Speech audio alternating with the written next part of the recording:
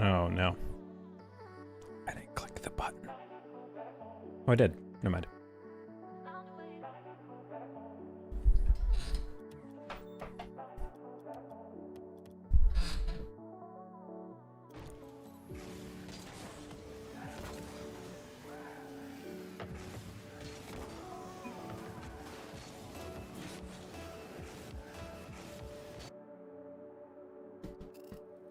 God dang it. Is that Bassy?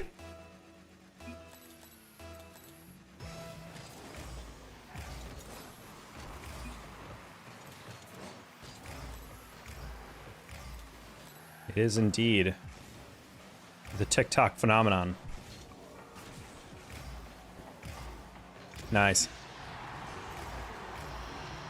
I like this guy's name on the other team, Diny Sir.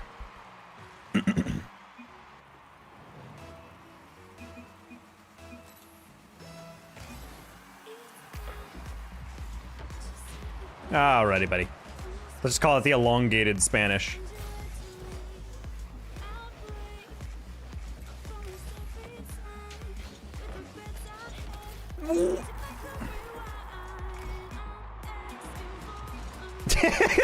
I touched that. Basil says that is a questionable goal. I can literally see the ball moving. I missed that by like 1 pixel. Also, why is the chips on Jupiter? But he has 156 ping. That's crazy. I don't even know how that happens, to be honest.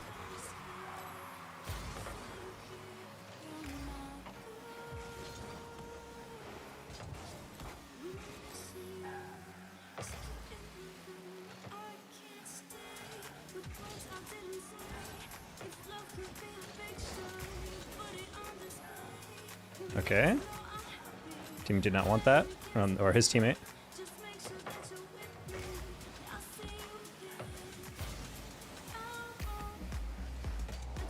Oh, not bad.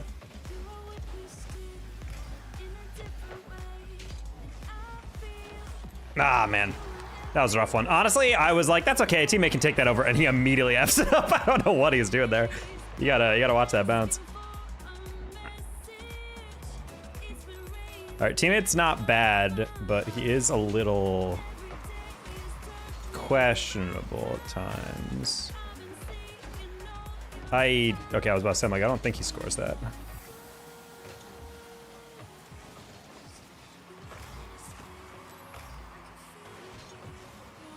There's also a game, this is the first time in a very long time, chat, where I kind of break my own rules. It did not warm up at all prior to getting on today.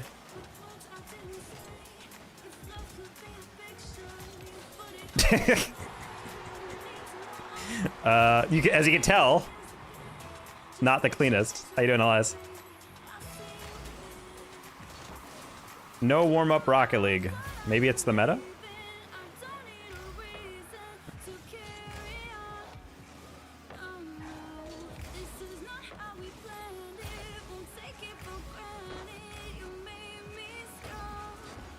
Man, really good finish, Holy. I was not exactly sure the angle on that, because I'm like, I don't think I can get there in time. Chips was unfortunately like in the exact position he should have been, and then he like spun off. I'm not really sure. It says need boost. Can I lose this to the back? Oh, he's going left.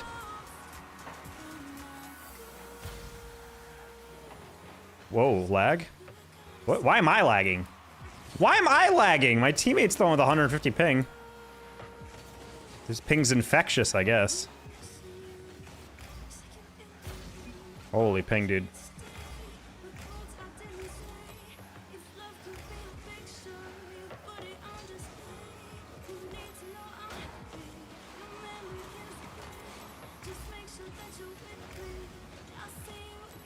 Ah, wow. I was like, okay, I have enough time to get that because that's a pretty easy aerial, right? Teammate just goes up and touches it, and he unfortunately went past the ball. This is again. I think that would have been better if he air-rolled to the left.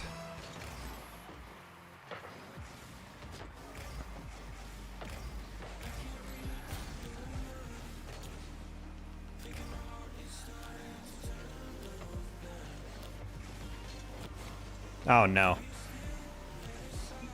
I wanted to take it off him. Wow, see with a great prediction there. Back post? No. Disagree.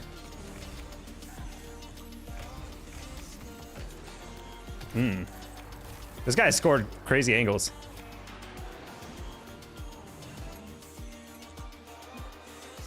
Chips, why is your ping from Jupiter? I'm curious on where this guy's playing from.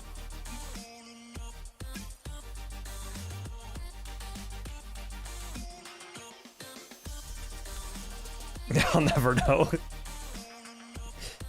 Rigged. Kid's been freestyling me all night. I mean, he's a good player, but he's just like, I don't know, man. Part of that defensive questionability, I think, is just because he literally has like zero ability to read the play. 160 ping is where it gets really. I think you can play up to 110, and then after that, it gets really yike. Hey, Pi. Hey, where's everyone? Hey, CC and Hades. I'm gonna give you some advice. Never ask a streamer, hey, why is there nobody in here? Hey, where is everybody on this? Why is the chat so dead? Why is it like, it just doesn't come off good. I know what you mean. What you're asking is, hey, like, I don't see anyone else in chat. That's fine, but like, maybe don't bring it up. Just think to yourself, why is that? Instead, you can ask that indirectly by just saying, hey, TALKO, how's stream? How are you? What's going on?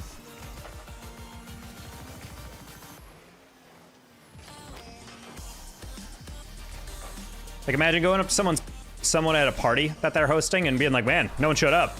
It's like that's the vibe you're giving when you say that. And I know you don't mean it like that, but that's what it sounds like.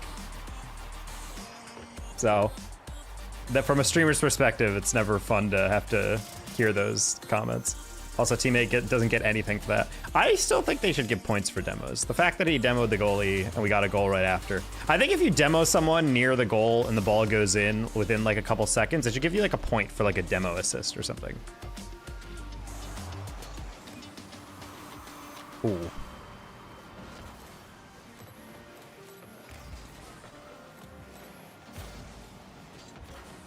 Okay. I was like, he's leaving, so I think it might actually just be open. And it is open. Well, I didn't stream yesterday, Hades, so the algo has officially taken my stream out of rotation.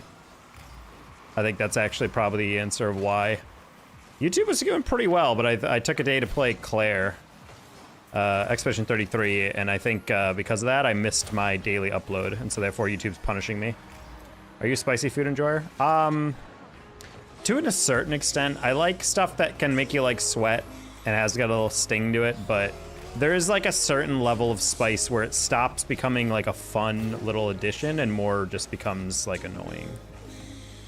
I add chili powder to a lot of stuff I cook with because I do like the flavor and the heat it brings, but at the same time I'm like, I'm not the person who's like, let's get ghost peppers and chuck that in, let's get Omega Death Sauce, Flames of Regret, like a bottle that's meant for like all that, to bomb all that. Like, I hate that. I'm not saying chili powder is insanely spicy. I'm just saying like I like that because it's like a good amount of flavor while also providing like a little bit of heat to it, where it's like beyond just like a regular black pepper, which is, you know, not really heat. But it's I think that's something I've always kind of enjoyed adding. I'd say the hottest stuff I go up to is like a habanero. There's occasionally like a habanero sauce or something that I like, but I don't really go beyond that. So when it comes to like really spicy stuff, I think if it's ramen, if it's like spicy diluted in a broth, I can eat that, but I'm not eating wings or anything like that.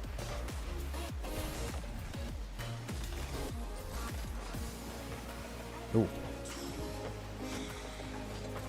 Did you get the new Cozy decal? I'm sorry? They gave Cozy a decal and I missed it.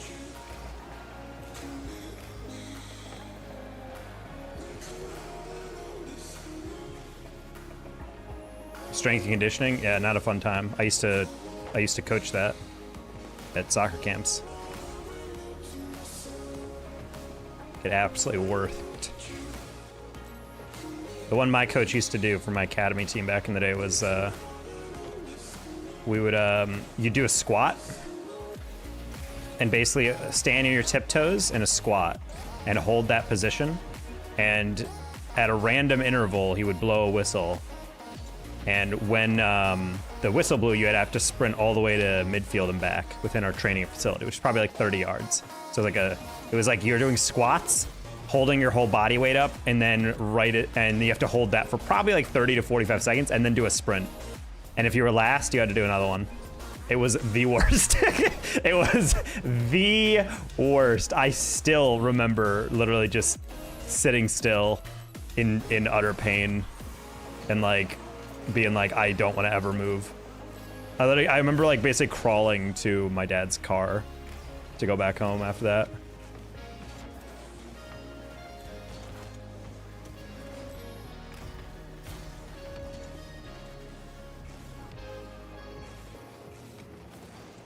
Well, that's crazy.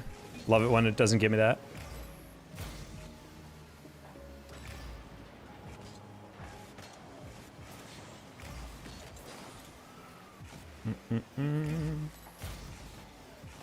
Wall sit for a minute and then go down the court for a layup. Gross.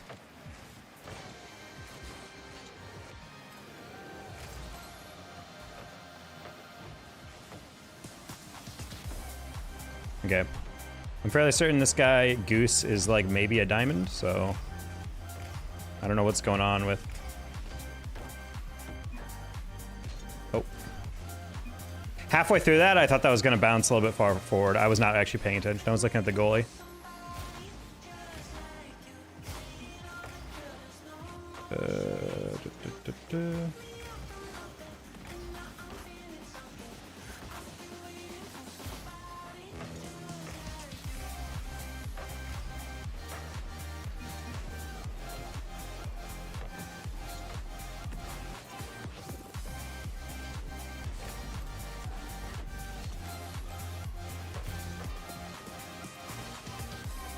I didn't demo him. Dude, this guy is playing so slow, holy.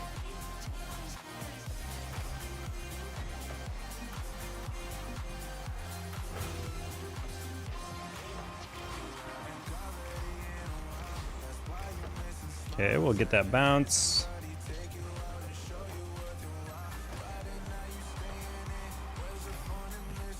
In case you guys on YouTube are wondering, yes, it is Isark's the guy who's trying to carry his teammate, spamming the chat.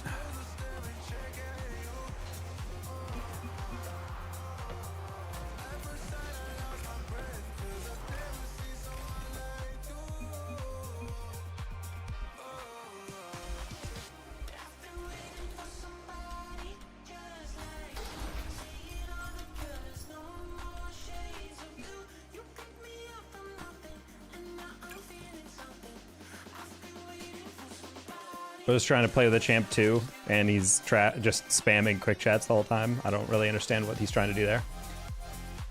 It was so spicy, he was giving people heart attacks, it almost killed me low-key. Yeah, that's where I'm not a fan of some of these spices. Like, sometimes it actually is just, like, ridiculous. I still remember having to, there's a place called Quaker Steak and Lube.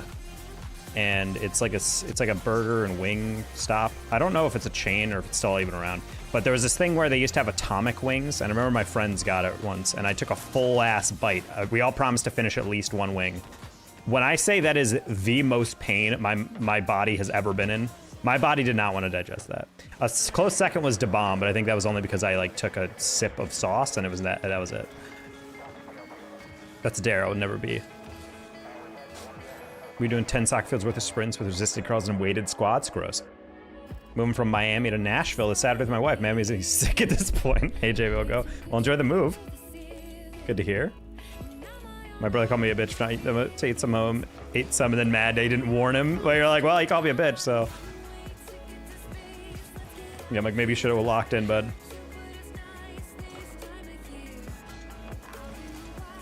Well, it's funny because like my girlfriend and I lived in Tucson. She was Turkish, so she was like very dark-skinned, or at least like very clearly not white. And it was funny because we'd go to restaurants and order the exact same thing, but they would give me white person spicy, as she called it, and she would get actual ethnic person spicy, aka brown person spice. And so it was really funny to watch because you just basically see me get a dish and bite into it, and I'm like, yeah, it's not that spicy, and she would get it, and she'd be like, ooh, it actually has some spice on it. Like, that's so crazy that, like, that's a real thing. But these chefs are like, this white boy will not be able to handle this. We need to dumb it down for him.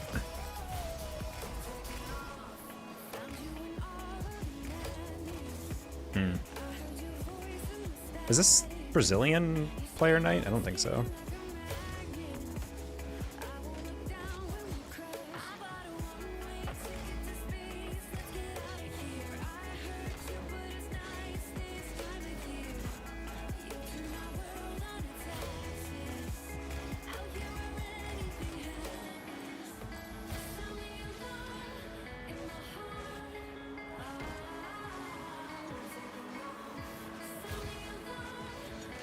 Ooh, no, dude, that was such a good flick. Rigged. I just realized halfway through he's not getting that. Man, I didn't think he had that angle.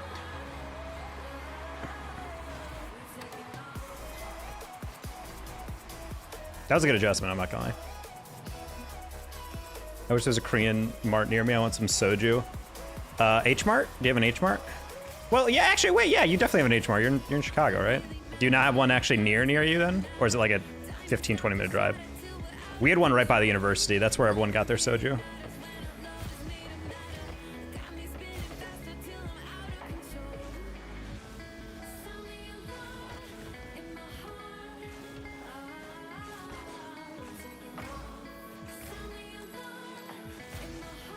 Honestly, the one thing from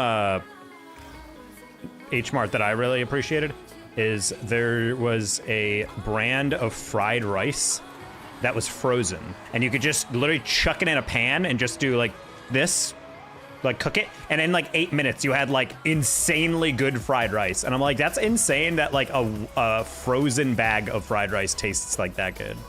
You didn't even have to add like anything to it. Like you could add oil to like crisp it up a little bit, but it was already like really good.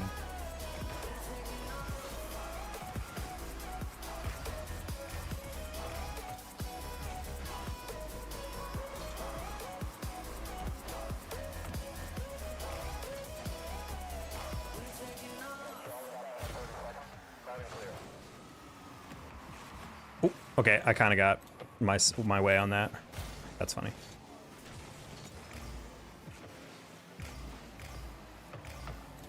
Nice save.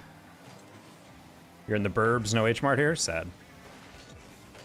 Yeah, there's one. Whoa!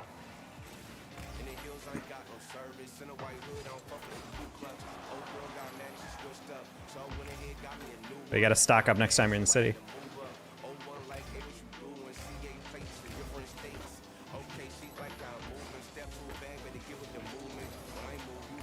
Yeah, H-Mart, definitely a quality place to shop. Maybe not for like everyday stuff for me, but really fun place to just grab some like fried rice.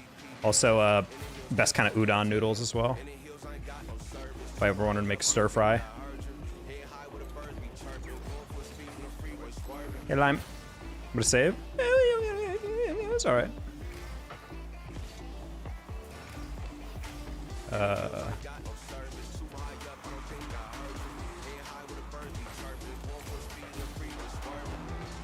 Oh no, dude. I thought that was gonna bounce a little bit, and it didn't bounce even a little.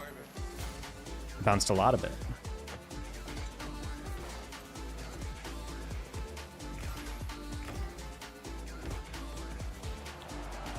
If I jumped once, that actually could have been a demo into a shot.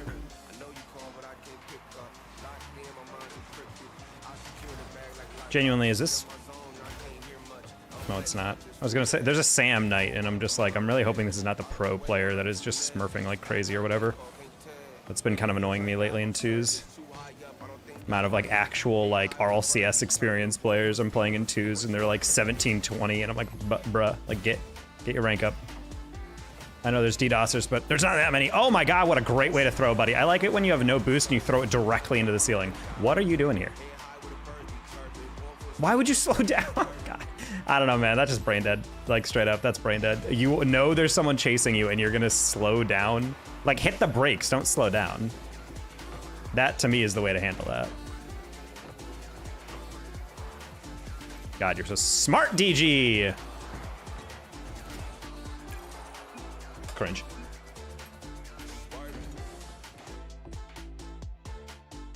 Oh, Shazam is good. Well, I have infinitely more hours than you, I guarantee. So that's part of it. Okay, chat. I'm gonna vent to you guys about something. I've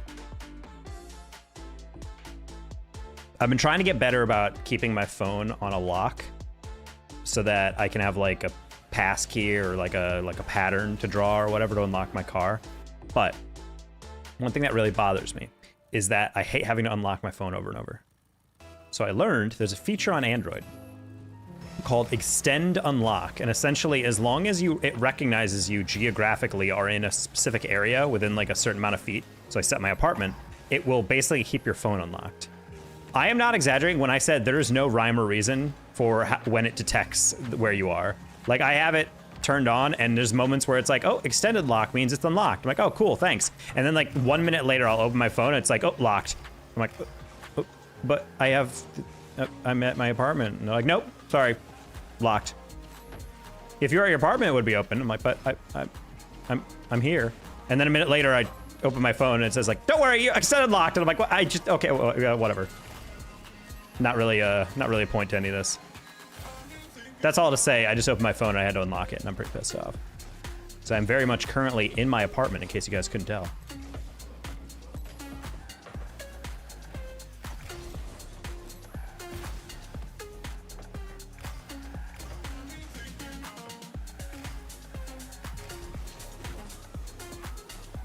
Damn, it's crazy. Popped it right to me.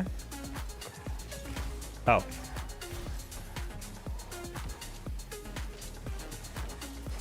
Didn't expect to get back this guy. Contact is an idea, but say if I offer a passcode, Face ID, and Finger ID. I don't have anything that important on my phone.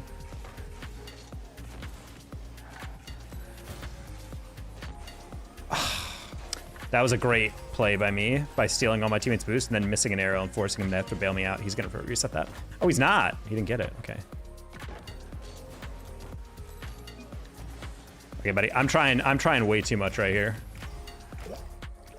And of course that goes in. Well, I'm gonna take partial blame for that. I was trying to pop it up, but I didn't have the boost to get around it enough. 1.9k hours I decided to pretty much change from the default key bindings. Gross.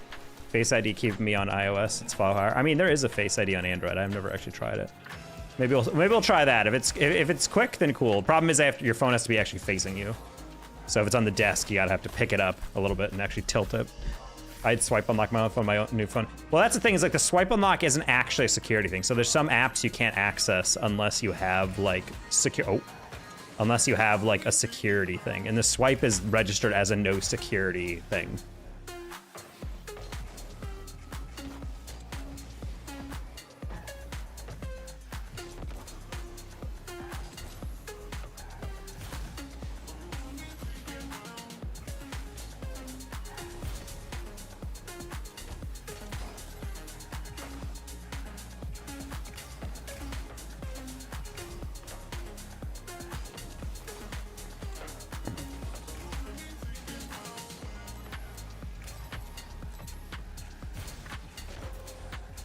That's crazy. Went off the ceiling for that. Great recovery by that guy. I just use fingerprint. Constant. New phone. Also, hello, Clark.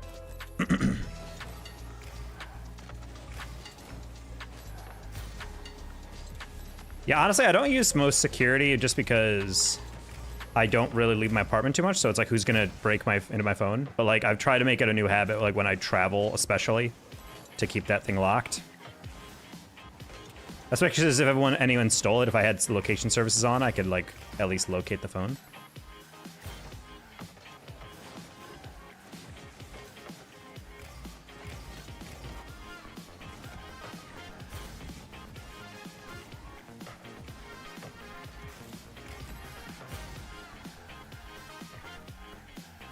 Hey, David.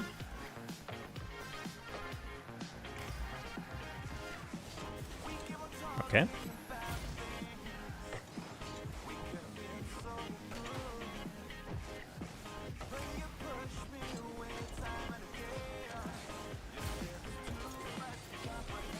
Oh, I did not get the power on that. Halfway through, I realized I cut too early.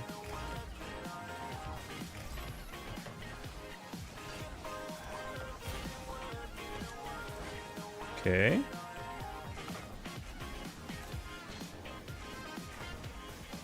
Nah, I want to see if he went.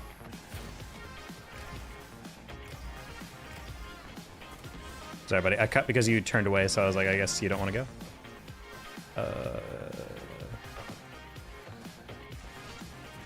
Oh. Not gonna lie, didn't think he'd recover on that. Also, didn't think teammate would not touch this. He kind of just let him dunk it. I was like, oh, okay, you're gonna hit it into him, right? Yeah, he said I trolled. It's okay. Do you think rank has anything to do with viewership? More in champ versus SL streamers? I think rank is the way you get people into the stream. Your personality and your community is what keeps them there, though. Because ultimately, there's a lot of streamers who are not high level who still have a lot of viewership because they have a good community and they have really good engagement. I think ultimately people are not going to click on champ ranked grinding, but they are going to click on like SSL, chase, or blah, blah, blah, something like that, you know?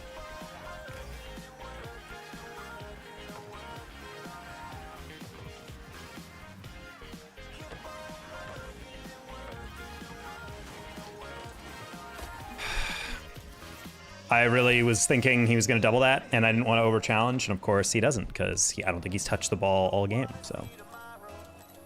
All right, I was playing aggressive and it was working, and then I stopped and it stopped working. Okay, well, that's a horrible kickoff. And you want to boost. Okay, well, sometimes we don't deserve to win.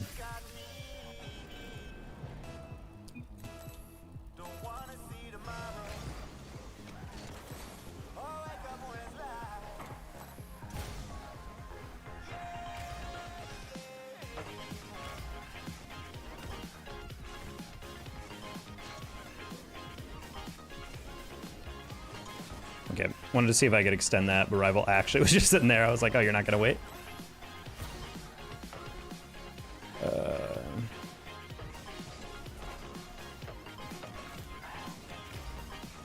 Dude. Horrible bounce. It's okay, we didn't deserve to win that anyway. We'll get it back. I would like that exact game to be a rematch, to be honest. We kind of trolled like 3 straight goals in about 10 seconds.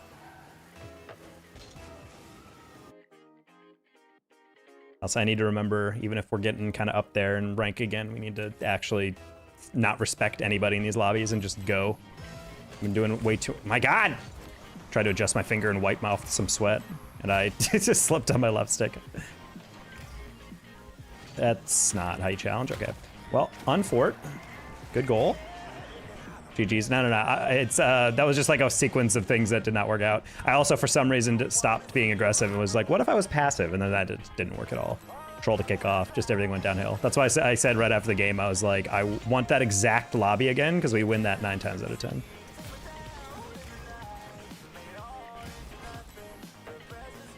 All right. Most toxic rank in Rocket League. I'd say Diamond or Plat. Like GC, well, all ranks are toxic. I think what makes Diamond and Plat toxic is that it feels like you're just about at the level where you're starting to get like quote unquote good. You're able to aerial, you're able to do some mechanics. And I think like at least coaching some players and watching some of my friends, like those ranks are just like belligerent. It's like every game has someone crashing out. And I'm like, damn, that's like kind of wild how consistent that is. I didn't have to flip into that at all.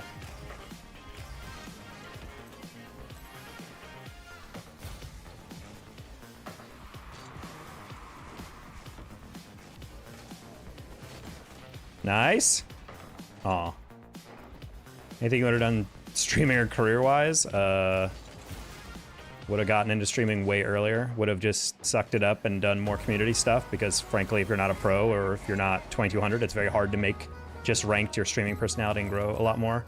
Would have uploaded more consistent long form so that you could have a bit more of a presence on that. Most of the major I mean, I respect Jamaican Coconut. Everyone's like knows him now because he's a big streamer, but he was just like a 1 short a day, 1 long form video a day grinder, putting out like videos that weren't really getting too much traction, but over time that momentum builds. You build a community and then kind of just keep going and going and going. And it got to a point where eventually, yeah, he was just like cruising. He had like great momentum metrics, his metrics were great, and always kind of improving. And he was also iterating on the formula, being able to understand what worked, what didn't, how much he actually needed to like edit some of these segments and whatnot.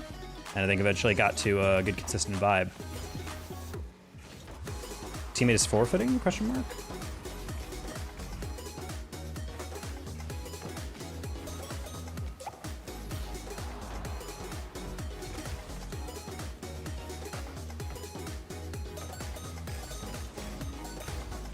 Oh, that's so funny. Okay.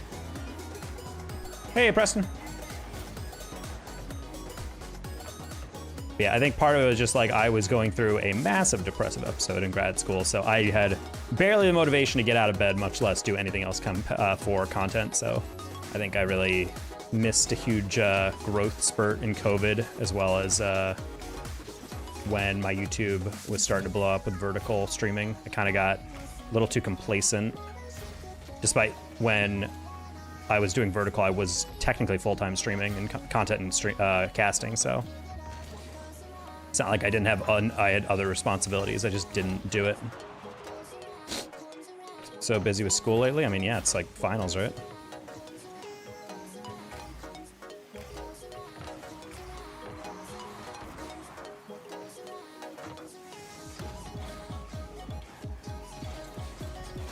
Nice, Huggy. I had a bio state test. State! Getting tested by the government? The government? Okay.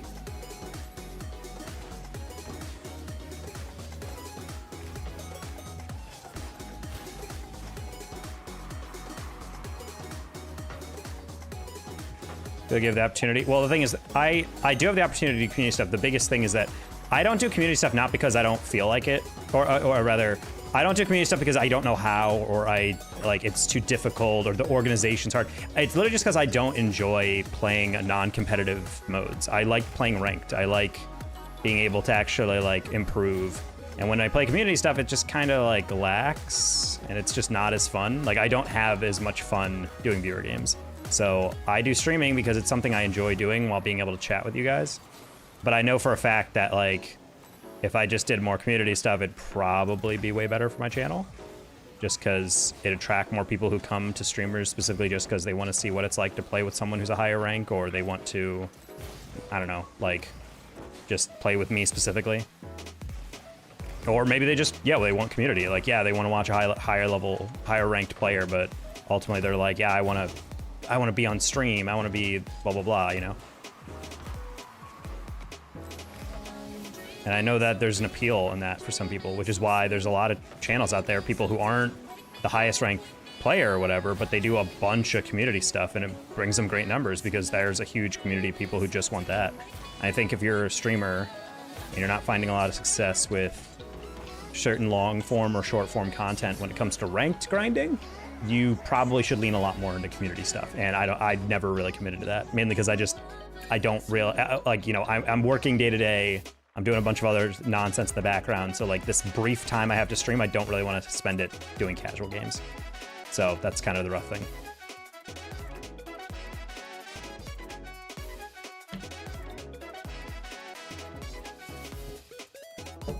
So that's why I say like I need to like suck it up, because it's like ultimately if I just commit to doing it more, like it's not miserable. I'm not like ugh, but it's just like the whole time I'm playing these, I'm like, I kind of want to play actual ranked. Like in the back of my mind, I'm like, okay, haha, yeah, whatever. I kind of want to like move on and do like an actual ranked session now.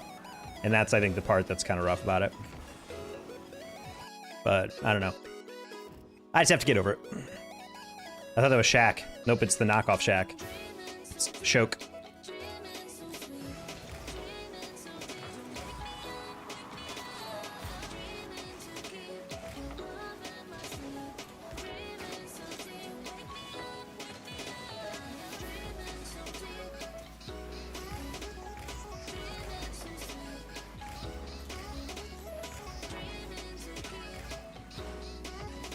Oof, they still have not patched Farmstead's wall. Tacos are Mentos, as in for a meal. I don't know if you can really eat Mentos.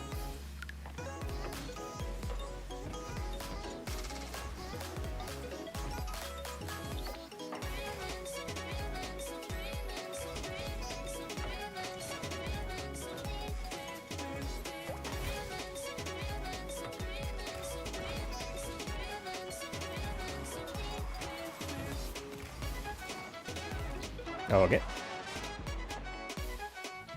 30 minutes each stream with viewers. I don't know, man. Just that's what I'm saying. Like it's even just like any amount of it is just like such a It's like eating your vegetables as a streamer for me.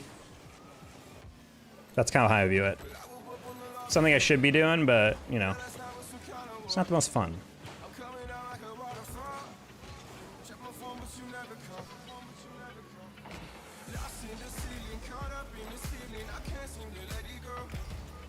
Part of it was also just pride. Like, there was a segment, I don't believe this anymore, but there was a bit of me that was kind of like, the reason people do community games is because they're not good enough rank to actually make their gameplay entertaining.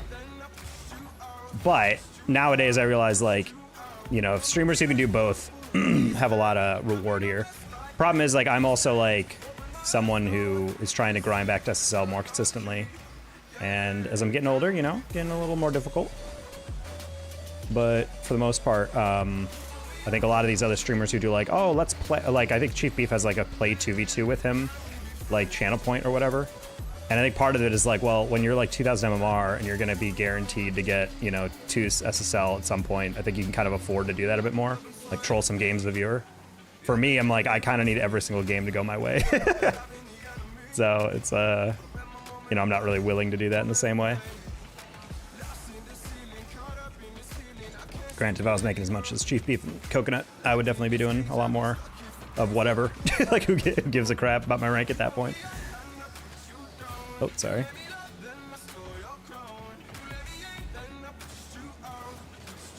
I don't know why I turned for that. That was really body of me. Luckily, Hubert has a lot of boost, right? Oh.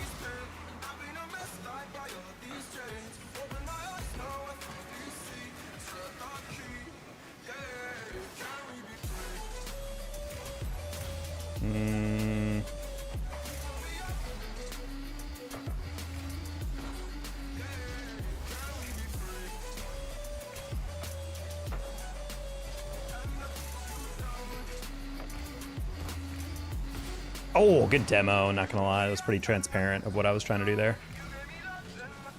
Couldn't get you back in time. Sad. Like we said, it makes the competitive gameplay get more community inclusion. No, I know, but again, that's why it always comes back to, I just have to suck it up. Like, this is not like something that is difficult to do. I just really, really, really do not want to do it.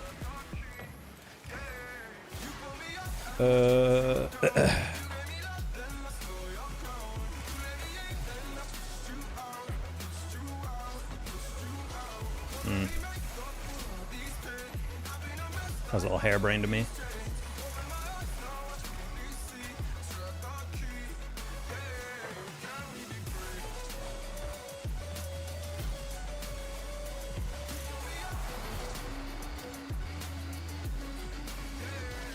No.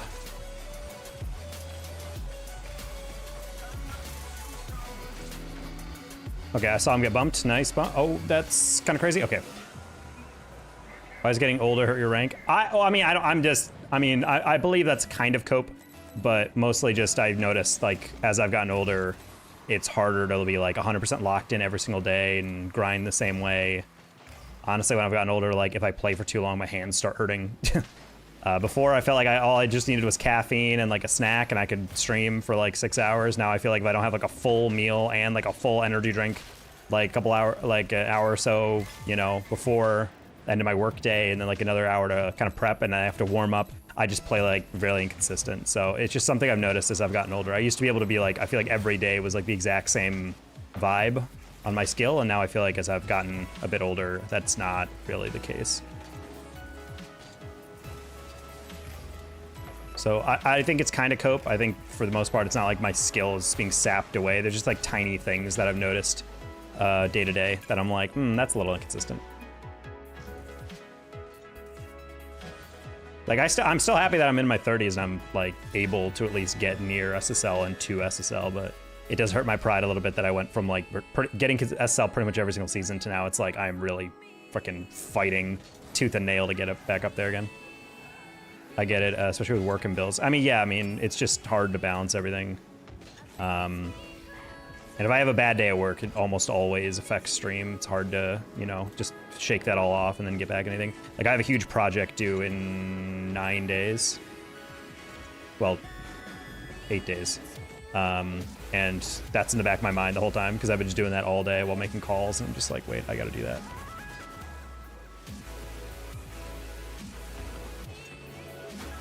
That's more of a hobby. Well, the thing is, this isn't a hobby. That's also part of issue. Is like if I have a stream and it doesn't go super well, it's like whatever. The problem is like when I'm a streamer and I actually get a paycheck off of this, like I pay like bills off of my YouTube and Twitch check. Like it's not just like a quick little like $50 and I'm like, yay, it's like, you know, a couple hundred, maybe like 1,000 plus like a month that I'm getting off streaming. So like when I have a bad stream or something, it kind of sucks because it's like not just like, oh, oops, I didn't get, you know, as many views today. It's more like, oh, damn, that's like another opportunity I threw out for, you know, potentially bringing in income. So that stuff that can get a little irritating. Oh.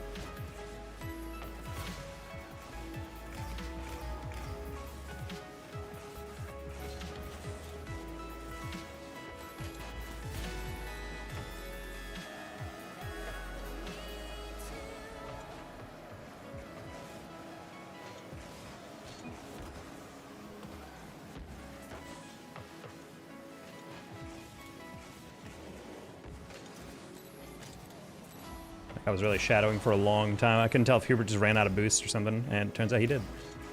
Luckily, he has the boost on this. Yes, nice. Wait.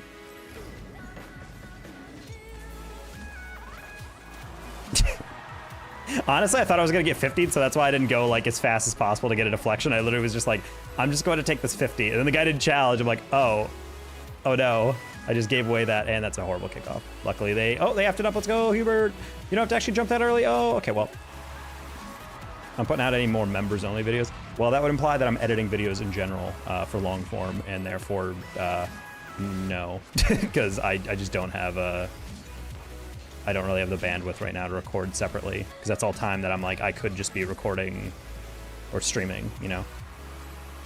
I was thinking of an easier way to do it is collect the clips I've hit for the month and do like a best of the month thing that could be like a members only that maybe you guys get access to for like a week or something, or extra time before it goes public. Sad. No, you're fine here, but I just didn't expect the turn and then the turn again. I was like, wait a minute.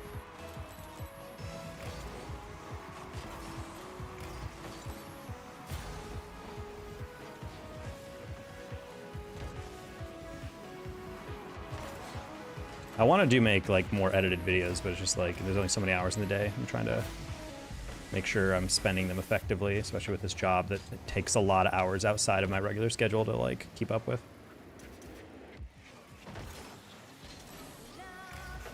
Ooh, I don't like that.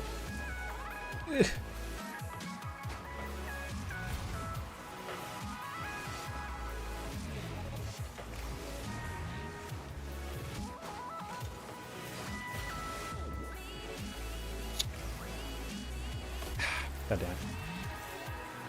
damn. Just music over. I was listening to like people in the space looking for content pairs that work for free. Content pairs, buddy. I'm not letting someone who works for free edit for me. I edit all my stuff because I know the quality it'll be and I know what I can do with it. I'm not letting anyone who edits for free edit my stuff. Okay, then pay someone. I'm not making enough to legitimize someone to edit my stuff long form only. Okay. Do you want me to donate in Saudi currency? You can donate in whatever you feel like donating. Donations are obviously just that. That is voluntary.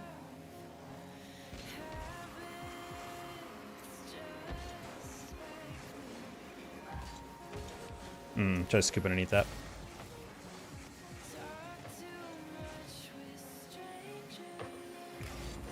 I actually hate that Hubert went for the bump, and I was like, okay, cool, he'll bump him. And then he just didn't actually hit him, unfortunately.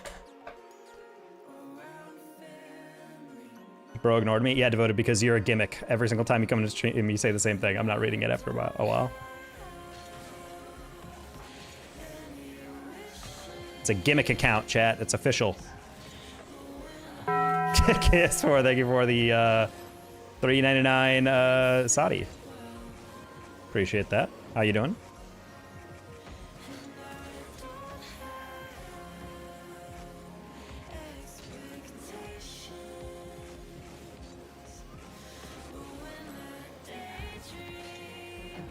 Hurts the quality. I mean, it doesn't necessarily hurt the quality. There's editors that are way more talented than I am, but it's more so just like I know what I like to edit. And I get DMs all the time. People are like, oh, you need an editor? I'll do it for free. Let me like do a trial. And I'm like, I'm good. Like I don't really want to have to send footage to people and then vet their footage and then make sure it's actually a quality I like and give them access to my channel and like all that stuff. I'm like, I'd rather just do it myself. I have been really lax on content lately. I do need to edit. Again. I'm a graphic designer, by the way. Very cool. I will ban you if you ever bring that up again. Unless I directly prompt you. Self-promo. Get out of here. Get out of here. Not really. I won't ban you, but that is how a lot of it works. People come into Twitch chat and they're like, oh, well, I heard you need an editor. And I'm like, no, buddy. I'm good.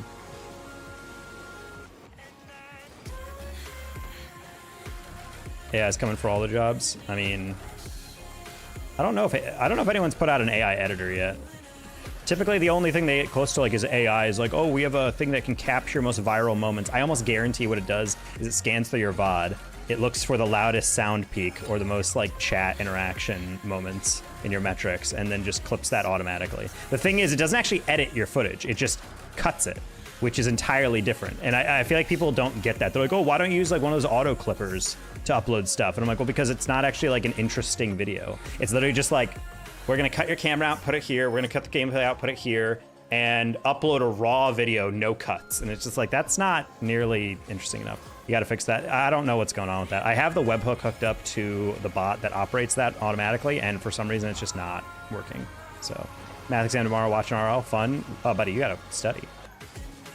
Do you think UE5 will ever happen? It is currently in the pipeline. Epic just chickened out at revealing it at Worlds. I was saying I could work for you. Wow, Devoted, it's almost like I literally just explained that's exactly what I'm saying not to do. No, I'm not bringing it up because I want to do it. I'm not self-promoting my stuff. I'm saying I could do stuff for you graphic design. Yeah, I know. That's exactly what I do. You're bringing it up for. I don't need that. And do not bring it up. it's the same as going into someone's channel being like, hey man, I'm also a streamer. All right, man, I'm gonna go because I'm live right now. I'm playing this game anyway. Anybody's interested in that. I mean, to see if it comes. It's like, no, I don't need that. That's just stream etiquette. If you have a job that's relevant to the stream, you know, shoot a DM to the streamer, whatever. But like, don't public advertise as well. It also gets kind of awkward because you can get in situations where I don't feel good rejecting people. I just realized I am not queuing. I apologize, chat. I was like, why am I not getting a game? Just kind of a weird situation to have to like reject someone on air. Also, I don't need any help with graphic design, like for like, I guess for like a thumbnail, because I'm not uploading any long forms. There's no point in getting a thumbnail designer. And even if I did need one, I'd want to upload one myself, just because that's a skill set I want to improve. I want to keep everything insular. I would only hire an editor if I was doing constant, like, daily uploads and I had a lot of content back pipeline. Then they would be like, okay, let's hire an editor. Or, yeah, maybe I do need someone to pump out a thumbnail every single day or something, you know?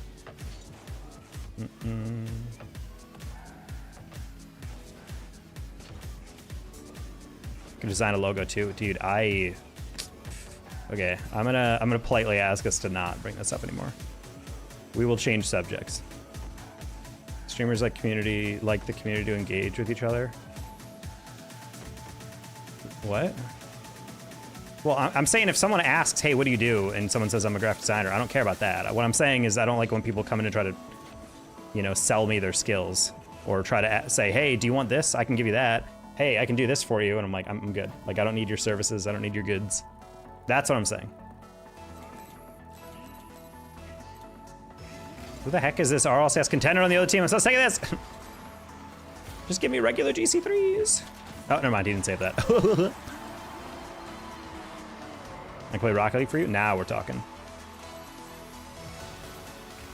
I'm a professional freeloader. Pay me and I can do nothing for you? Tempting. I do have a lot of nothing to take care of day to day.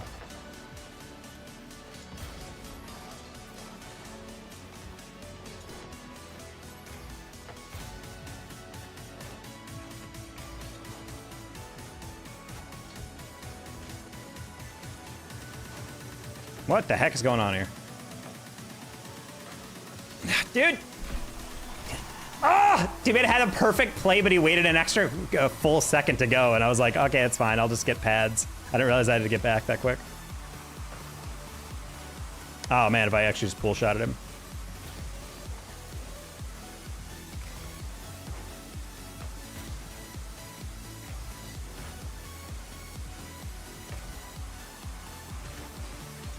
This is a weird game. I do scroll TikTok for you, $15 a day. $15 a day is not that much to just like, I don't know, a full day, dude. Excited for CRL next semester? Hey, JT. I am. I'm excited for all the rosters. We got Maryville coming back in. I think you guys are getting a new third. I think Columbia's getting an interesting new third as well. St. Clair's going to be completely different, so I don't know if they can do a three-peat after their Arju leaves, then they will be the greatest school in CRL history, if they're not already up there.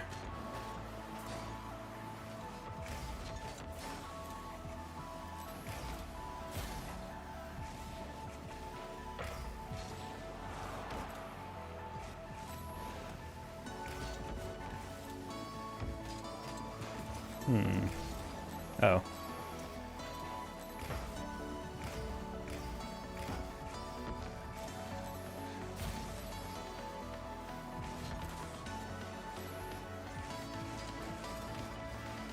I did not hear him boost.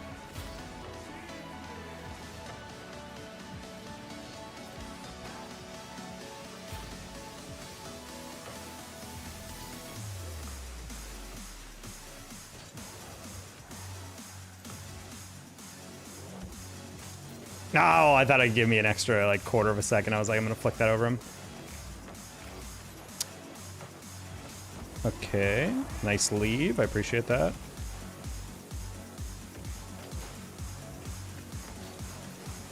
Uh oh, you're about to lose that 50. What are you doing? Okay, nice. I love how you switch the heading to your stream from semi-washed to perma-washed. It's because it's over, chat. It's Jover. Bears doing me too good for sure, and I might make an appearance too as well. Let's go! Good to know. Float says you don't know what a pass is because you're 1600. Wait, is he actually 1600 in this lobby? This lobby's like a mid 1700s. I don't know why the 1600 would be in here.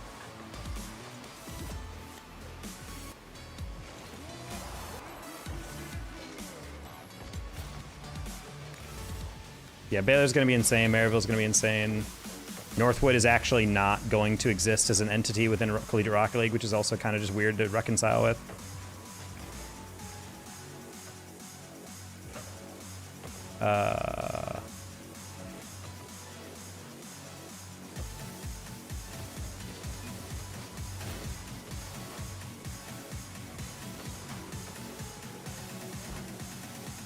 Sorry, teammate. I was trying to beat actually our opponent. I think he would go up.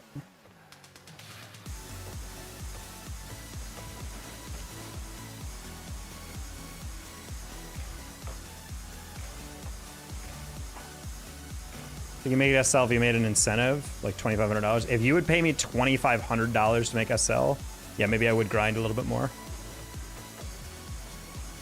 I don't know. Ultimately, I just have to queue with someone, I think, more consistently. That's like the one nerf I keep putting myself. I'm trying to solo queue through this and then talk to like literally anyone else on my friends list or whatever who's a little bit higher ranked. They're like, yeah, I don't solo queue. Just not sustainable to trust that you're going to be able to carry all these games. Especially in twos nowadays. Like mid 1700 has so many boosted players. It's actually insane.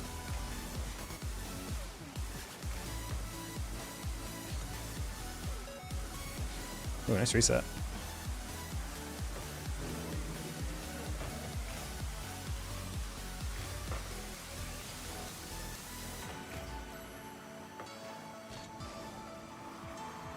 We're gonna pop that ceiling, slow it down. Give teammate a chance. Nice, easy one.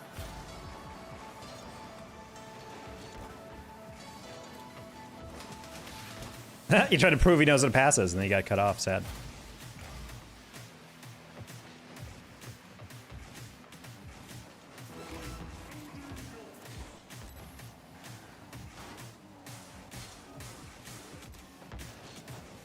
All right. Oh, I was just trying to stay out of it. Luckily, you can just jump once.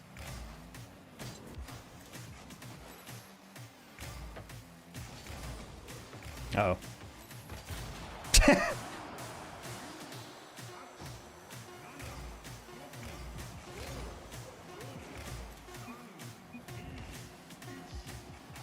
Snap at her!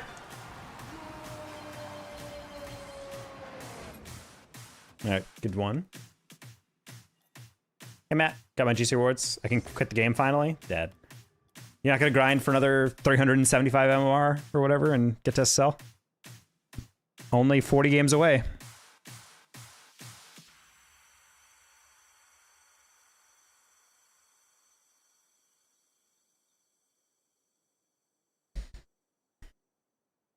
Hey, Skelmet. Hey, Webslinger.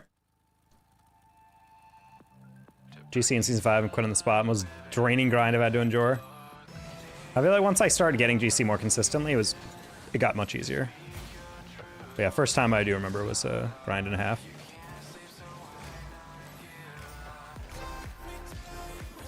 All right, we got a guy with a clown wig playing in the Esper. He's either goated or he's the worst player we're ever gonna see.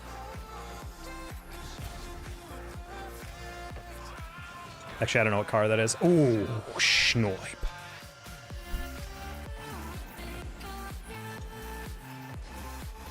Well, they had to go to Strong yesterday? Oh, I'm sorry. Hopefully he's doing okay. Good hospital, though. It's like the best hospital you can go to in Rochester for most stuff.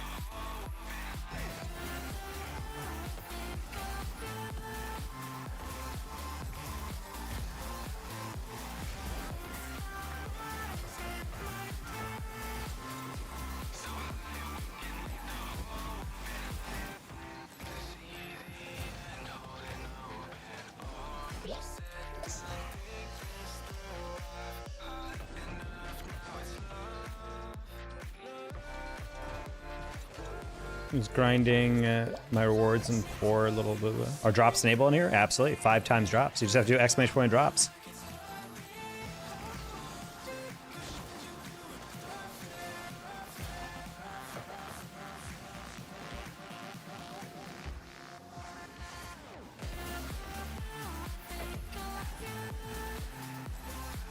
Uh-oh.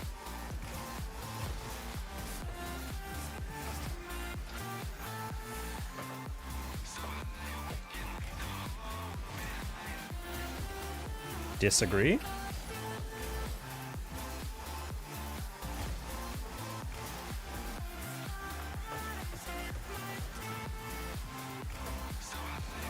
Oh, he just full sent. I'm like, you're not gonna go because you don't have a shot, and then he did. So. Oh, I didn't fully believe in that ceiling bounce. Teammate, you're not using your brain. He's back home because of the heart thing. He just had a stomach bug. Wait, he had to go in for a cardiologist. What was he getting? Like an EKG?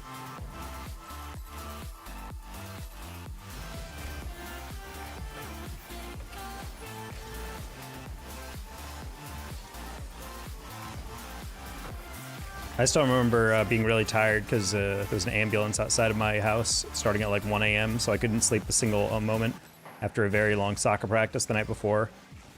And I was super exhausted. I asked my dad if I could stay home from school, and he was like, well, if you're gonna go, it better be something wrong with you. So instead of just taking me to urgent care, he took me to frickin' Strong Hospital in my hometown and took me to a cardiologist who was like, well, apparently he's really tired and blah, blah, blah. And I'm an athlete, so I already, back then, so I had like a pretty low resting heart rate. But the guy did all the tests on me. My dad apparently paid a bunch of money for that procedure. And what a surprise, cardiologist is like, yeah, it sounds like he's just really tired. And they're like, well, what do you suggest? What's wrong? He's like, well, he's tired, he should go to bed. And he's like, Okay. Years later, I told my dad, hey, remember that? And he goes like, well, Jeff, I can't believe you would not tell me you were just tired. I spent a lot of money. And I was like, it's like, I was telling you the whole time, like, I'm not sick. I'm just really tired. Can I stay home? Because we both didn't sleep. Well, I think he did. I think he slept. He was a deep sleeper. But, yeah, years later, he's like, well, I can't believe you made me spend that $1,000 or whatever, a couple $100. And I'm like, that's actually insane that that's the way you remember that. Is me going like, I'm too sick. I have a tightness in my chest, you know?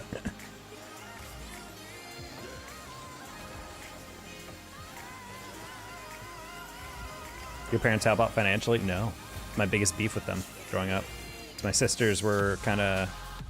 I think it's the punishment of being the competent child. My sisters growing up were kind of screw-ups. Really like delinquent children. And I wasn't. I was the one who had much better grades. I was the one who went to grad school and college, and they didn't. And so I think my parents were kind of like, oh, well, if my sisters get into a problem, they need my help. Whereas, teammate, I would love it if you did literally fucking anything on defense. I would love it if you just understood that this ball might go across the middle, and I'm gonna need your help on that. Bro just stared at that. Bro said why as if he didn't have the most obvious path to being able to help me out on that, and just proceeded to stare at the ball. Ugh.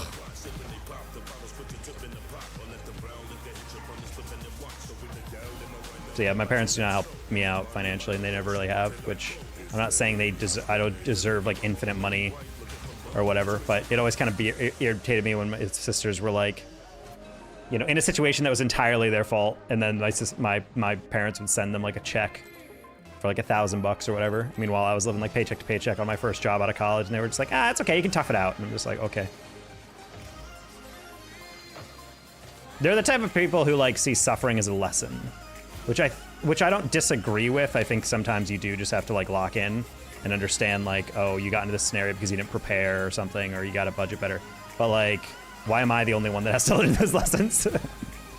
It's possible to learn that lesson and still be able to be assisted by your parents, you know? It'd be especially irritating because they'd be like, explain to me like some random reason they couldn't help. But then they would also, when I asked, how's your day going? They're like, oh, we just bought a brand new garage door.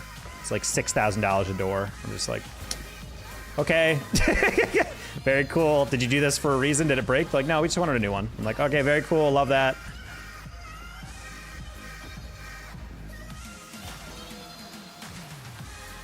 Balance on X-Pros join the collegiate space. X-Pros need degrees.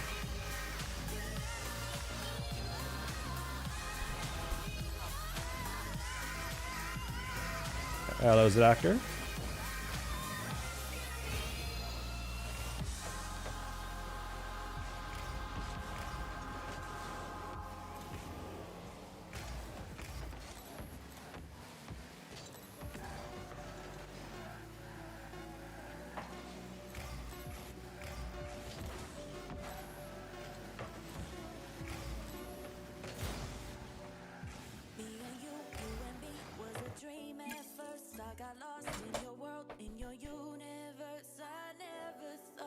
Parents should have one way of parenting at multiple kids on his stream. I'm glad he's talking about it.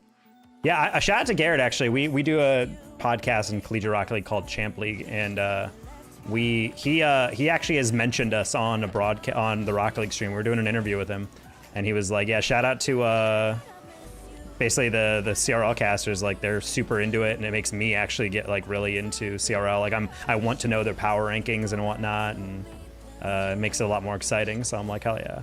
But yeah, a lot of players, people are like, it's not fair, collegiate players, blah, blah, blah. Like, pro players can't go back to college in professional sports. I'm like, well, that's because, one, they don't need to. Second of all, like, all of them already went to college. And then third, like, why would they go back when it's like a physical aspect? When you're 28 and you're going to play CRL, that has no impact on your ability. And people are like, well, they were pro, that's unfair. I'm like, why? Because they got more prep time? I mean, you could grind the game a lot. It's not like pros are untouchable in CRL. Pros lose all the time. In fact, the team that just won the CRL National Championship has a 3 players with basically no org experience this season. Zai is signed to 100x35, who just went to LAN. Congrats to them. But again, all the players in that team were, you know, bubble players in EU. And they're playing for an org that I guarantee is not paying them that much. If anything, it's probably paying them like a couple hundred a month. But like, is that really the same as someone who's signed to a major org? And even if it isn't, and they retire, is it really like, you know, it takes a lot of money to retire, chat. It's one thing to retire at 60 and you only have to live like 30 more years or whatever. When you are 22, I mean, hopefully your retirement lasts for 70 plus years or whatever, you know?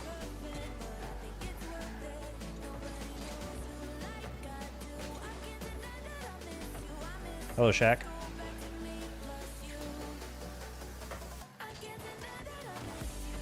Shaq, I thought this was your ult.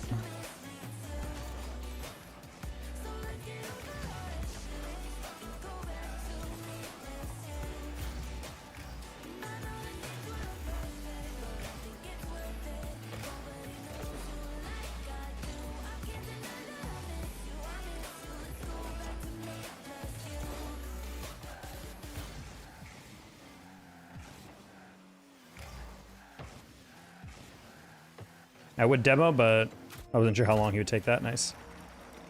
Also imagining LeBron playing basketball like Ohio State. Well, that's what I'm saying. Like each kid's different. There's plays of parenting that don't show clear favoritism. I mean, yeah. I think for my parents, the way knowing them, I think it was just like, oh well, Jeff did everything he should have. He has a job, he has a degree, he has multiple degrees, so he'll be fine. Whereas my siblings, they need a lot more help. And it was kind of just irritating growing up. Nowadays, my sister's doing fine. In fact, my oldest sister's making more than all of us, but it was just like an irritating phase to go through. And obviously, I'm not like beefing with my parents, but there was many a year where I would be very upset with them generally, just because there was multiple times where I was basically just told to kick rocks. And I was kind of like, all right, well, I'm not saying you need to fund my lifestyle, but especially that compounded when I was in grad school and I was still dirt broke. And I would text my group, my lab members. I'm like, hey, how do you guys budget in grad school? And like, oh, well, I pay my bills, and I save up this way. Oh, also, I'm married to a stockbroker. And I'm just like, well, like, your dude's working in the finance sector. He's making like 200K. Like, what do you mean? What do you mean you're budgeting? You're not budgeting anything. He could pay all your bills 6 times over and you guys would still have a savings account.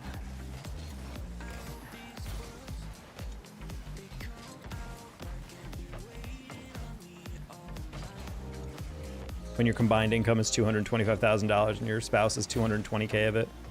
Or is what people are like, oh yeah, my parents pay my phone bill and also my internet bill and also my utilities and also blah, blah, blah. And I'm just like, okay, so you basically pay like 1/3 of your bills. Very cool.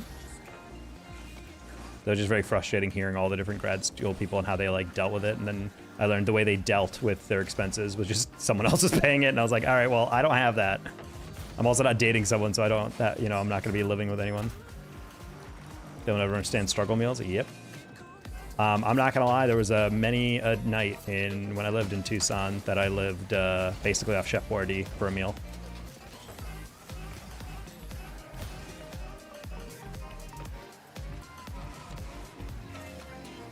Because it was like $1 per can, basically. And it had a bit more protein than like a instant ramen or whatever.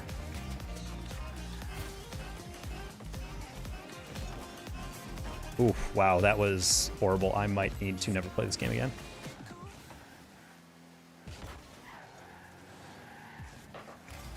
I didn't hear him.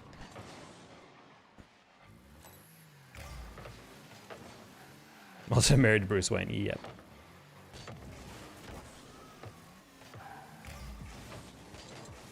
Well, it's like also like there was just like this person who graduated like right as I got there who was just like, yeah, I'm so irresponsible with my money. I really need to tighten up my budget a little bit. And then it turns out like her husband was like a C-suite guy at like one of the Chicago downtown companies. And I'm just like, yeah, I don't think you need to tighten up your budget at all. I think you're doing fine. Like, I think you're doing just fine. I guarantee your household is not going to fall apart. I'm such a fucking idiot. Demo him, please. Dude. I literally was like, I don't know if I want to rush into that. And by not rushing into it, I allowed him to recover and then take a 50, and that I lost. So very cool, very cool. I'm very smart.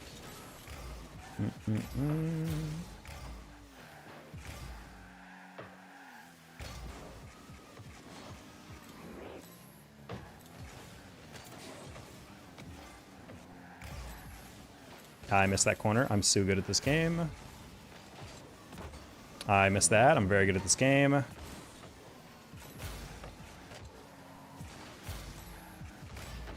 Oof.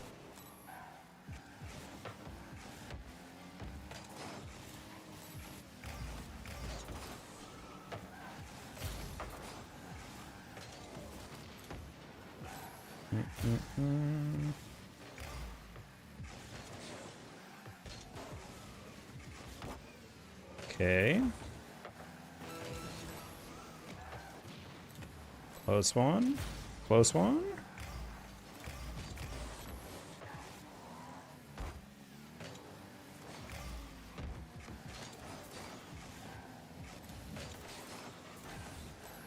Well, there's genuinely a lot of people in my stream who have actually never heard me swear. I do go out of my way to really avoid swearing as much as possible. I'm just not in a great mood right now. And these games are not going well because I'm effing up. Hi, Grip. Ever looking at government assistance? I am not that poor.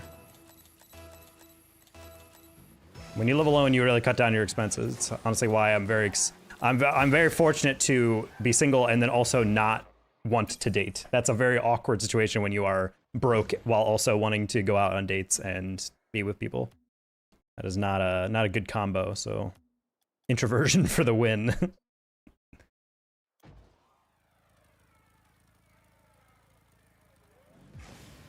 TALKO is for the kids. I mean, at least I try to. I used to just swear like a sailor every stream, and then I get too many people being like, I can't watch you anymore because my mom says I can't watch streamers that swear, and I'm like, oh, it's kind of rough that I'm losing viewers because I'm swearing, you know? Dating in 2025 is not worth it anyway. Nah, dating's fine. I've never had a problem dating. Honestly, the hardest part about dating is just that nowadays no one knows what anyone wants, so the biggest obstacle I feel like in dating is finding someone who actually wants to give you their time of the day. Like, there's plenty of times you'll like match with someone and you'll chat a bit and it's just very clear that they're like not wanting to like engage to a certain extent, and it's like, buddy, we're adults here, like let's get it together. Like, I don't mean we need to get married, but like the concept of situationships is just so freaking stupid. It wastes everyone's time because everyone wants to be like always available to switch. Dating apps, the biggest thing is it gives you choice paralysis, in that you're thinking all the time like, oh, there's grass is always greener. Maybe, yeah, this person's great, but what if there's like some mythical other person out there?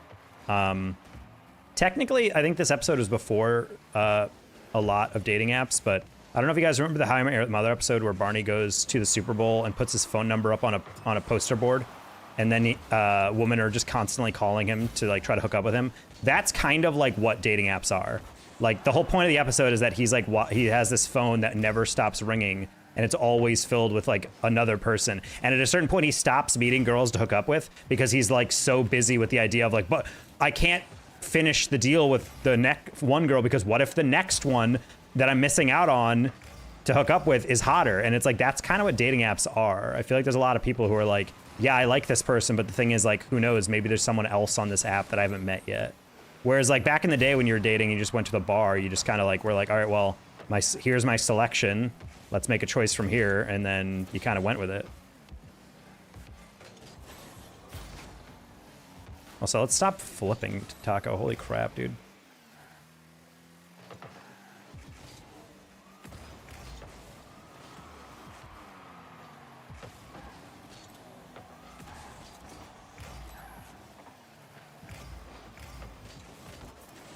Oh my god.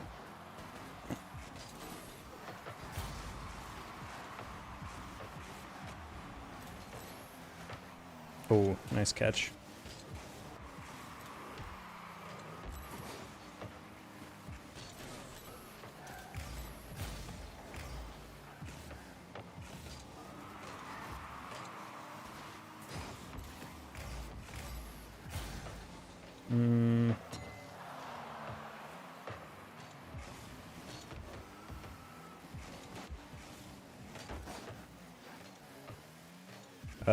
Hold on, I'll read that chat in a bit, Moon.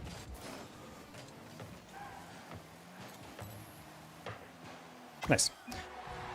I think arranged marriages sound far more comfortable than date. Nope. Absolutely not. I never go on a blind date, much less an arranged marriage.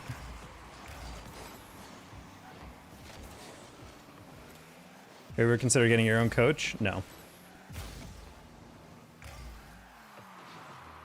My coaching is more about just getting more mechanically consistent and confident in twos. Like, I know what I'm doing wrong already. I have enough hours to coach myself and know what I'm doing wrong. Like, I'm self-aware enough to do that.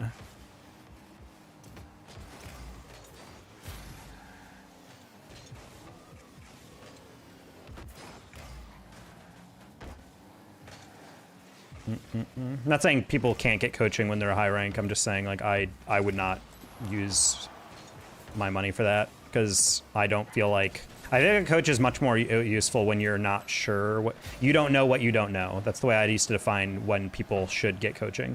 Like, if you're at a point where you're like genuinely kind of throwing your hands up, like, I don't know what I need to do better. Like, what am I doing wrong? Like, what's going on? Blah, blah, blah. Uh-oh. Bonk.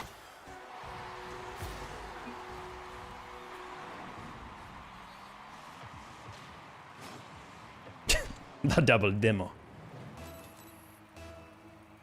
So yeah, I think that's the biggest thing I've struggled with in dating is getting matches. Not historically has not really been an issue or whatever. Getting people talking is not really an issue, but I feel like there's just a lot of times where like people just don't know how to actually like commit to the concept of relate. Because I don't date to like casual hookup. I don't like that. I prefer dating.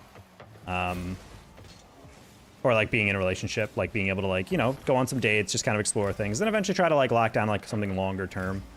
And I feel like there's a lot of people who are just like so scared of that.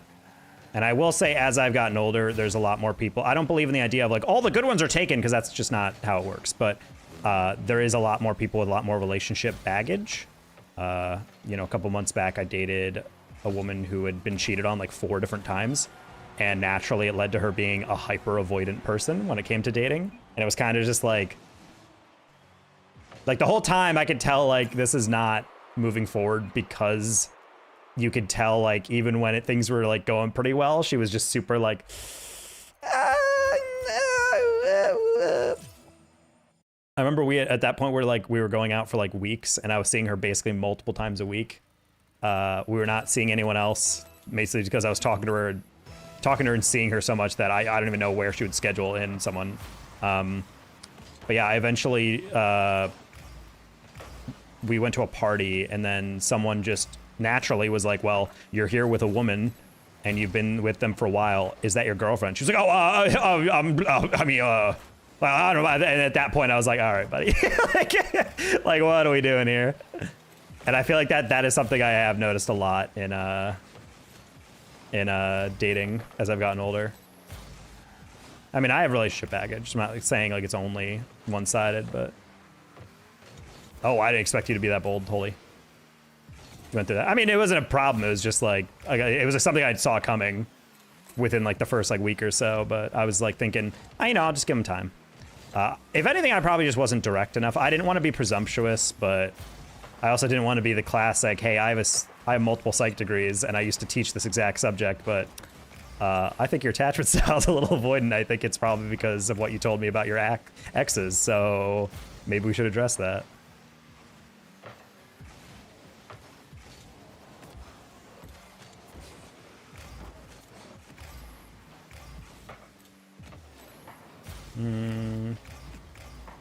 Plus, it wasn't like a year and a half. It was like only like 3 months. Hi, Kobe. How can somebody do hookups confidently? You might get HIC. You might get high C, the fruit punch drink.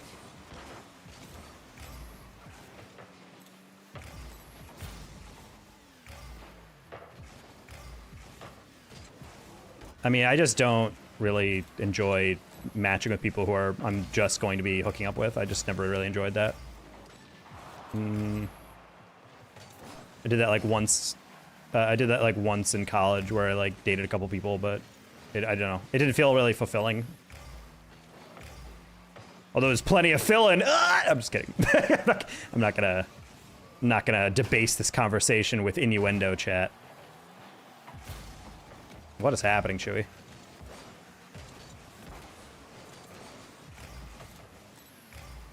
The lady doesn't wander all over the room, blow out some other guy's dice. Yes, just like Frank said.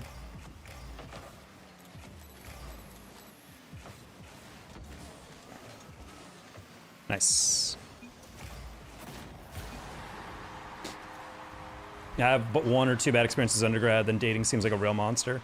I don't know. I feel like the whole point of undergrad is to have some bad dating experiences. Bad experiences from dating almost always hurt the introverted people more than the extroverts. I don't know about that. I think everyone kind of comes out a little bit worse for wear.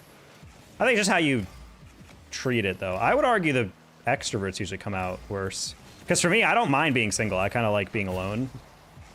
Whereas every extrovert I've ever broken up with, their biggest coping thing was just like, man, I'm so used to having someone to talk to every day because, you know, we're talking to each other, and now I don't. Meanwhile, I'm just like, all right, cool, I don't have to talk to anyone.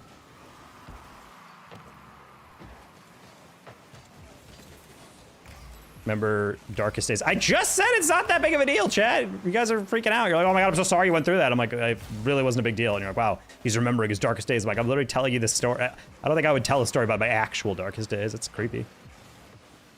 Little extra in that regard. I was gonna pass that Cashews, but you stood still, so I was like, oh well, I guess we'll just hit it in front.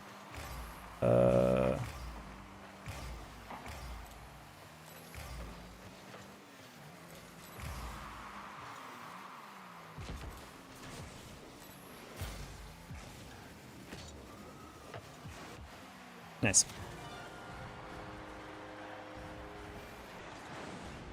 Because he said he's in a bad mood. Guys, I'm not even telling bad stories. I'm literally just talking about dating because you guys brought up dating. Like his darkest day was a 20 loss streak. I don't think it's ever been that bad. I definitely have lost like 10 in a row though. I remember that stream. I started off and then I didn't win a game for I think like 2 hours. The worst part is it wasn't even like I was playing bad. I just really could not even buy a win. There were some games, yeah, I might have just like thrown it away, but there was a lot of games where I was like genuinely like, why is that going in? Like everything that could go wrong, you know?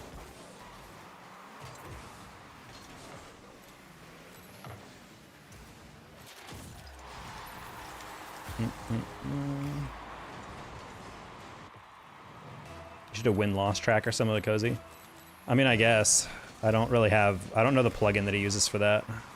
There's a bunch of like Rocket League plugins for that, but they're so clunky. I've never really enjoyed them.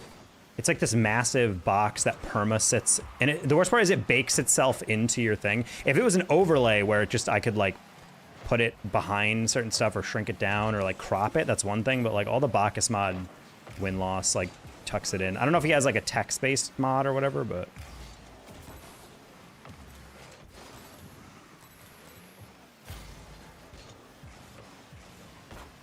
nice. Definitely lost 20 times in a row in Clash Royale. Damn.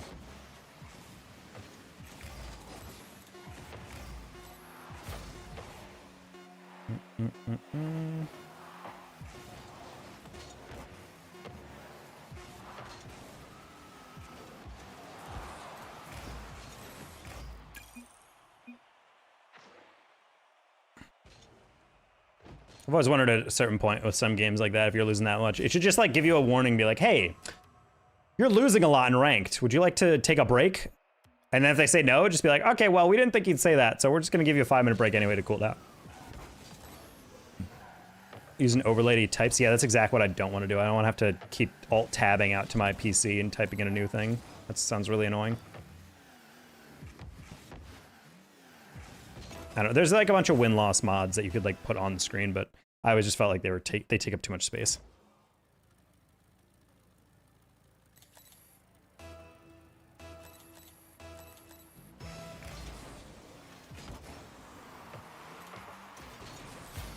Yeah, but that relies on a mod to do it, which means then they could lose track. That was almost the most insane save of all time by Troller. Wow.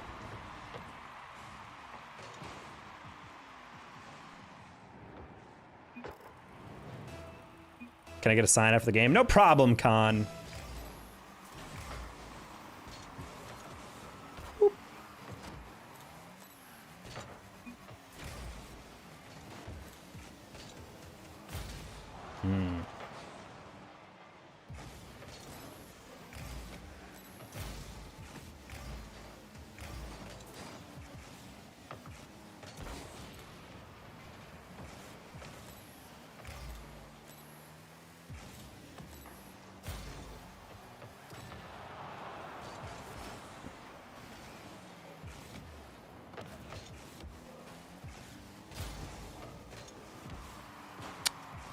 Could have gone a bit more. That's a goal.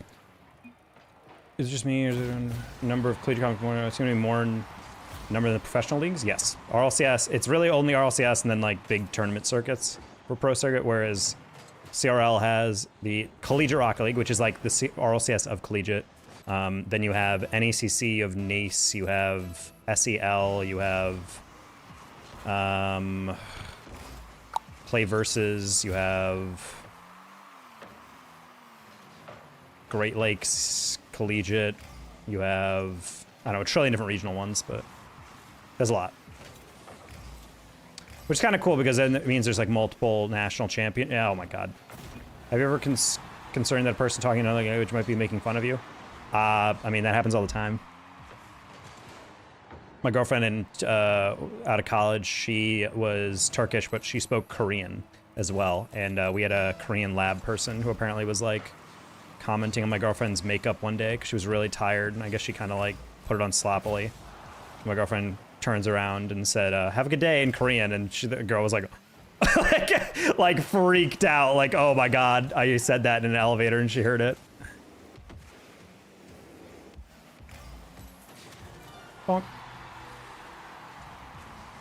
Boy, back with the X's. J Bogo, shut the fuck up! Oh my god, dude! You guys are so convinced I'm having a horrible day, and that's why I bring up X's. Guys, it's a relevant fucking story. Man, you ever wonder about someone talking about? Yeah, I have singular story I can think of. It's about something that involved my ex, who was the person who had someone shit talk her because they were speaking another language. Holy crap. And then people are like, wow, he must be miserable. He's bringing up X's. Hey guys, contrary to all of you sad fuckers, not every single X story is horrible. I don't have horrible endings with all my X's. Christ almighty, guys. Stop projecting. I said I'm in a bad mood today. Doesn't mean that everything I do is a product of that. Oh, and every story he's telling must be traumatic because he's in a bad mood. Hey guys, I ate an orange today. Oh, he must hate oranges because he wouldn't eat it unless he was having a bad day. Like, what are we doing here? Well, Taka, you're blowing up on me. Clearly it's because you're having a bad day. No, it's because you guys are making it worse.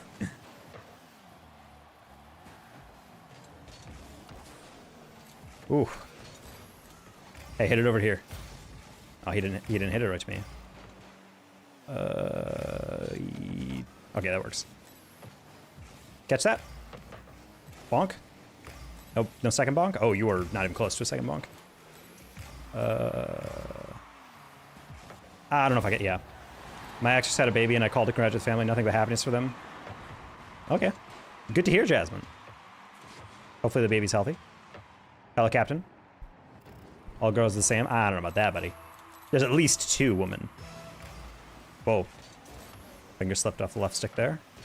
My hands are very clammy, I gotta say. I gotta turn down the heat in my apartment.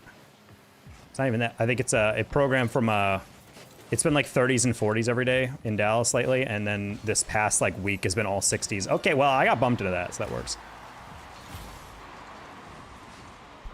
Peek, I get it, you have a bit. Ooh, hello, we meet again. Yes, I know, that's the only thing you ever chat in chat. I've literally started to ignore it just because I don't really feel like reading the same chat over and over. Come up with a new bit. It's like coming in and like freaking 12X King used to come in here all the time. Never fear, 12X is here, buddy. That is generic as hell. At least make up a new catchphrase to come in with.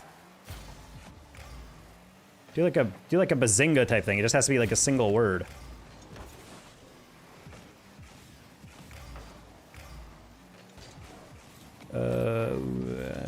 Oh wow, I didn't think he'd go for that. I specifically hit that so he wouldn't feel comfortable going for that. Man, I got too far around it.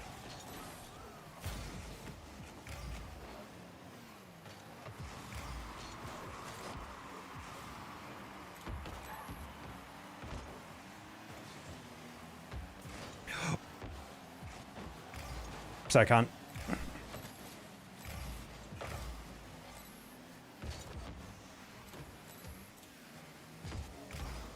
Sure? Wait. Okay, I was about to say, Con went for the demo. I'm like, that would have actually been really hilarious.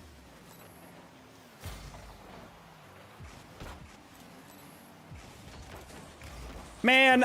Bro pre-jumped it. If I hit that literally anywhere behind him, it's a goal.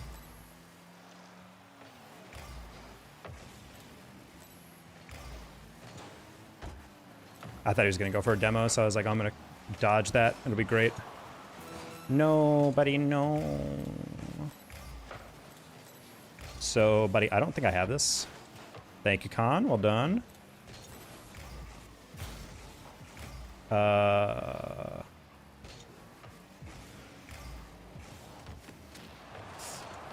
That's... No! Sad. I don't know if I'd call my ex to congratulate them on a baby, but I mean, I'd be happy for them. If it naturally came up, I'd be like, yeah, sure, what's up? Like, congrats.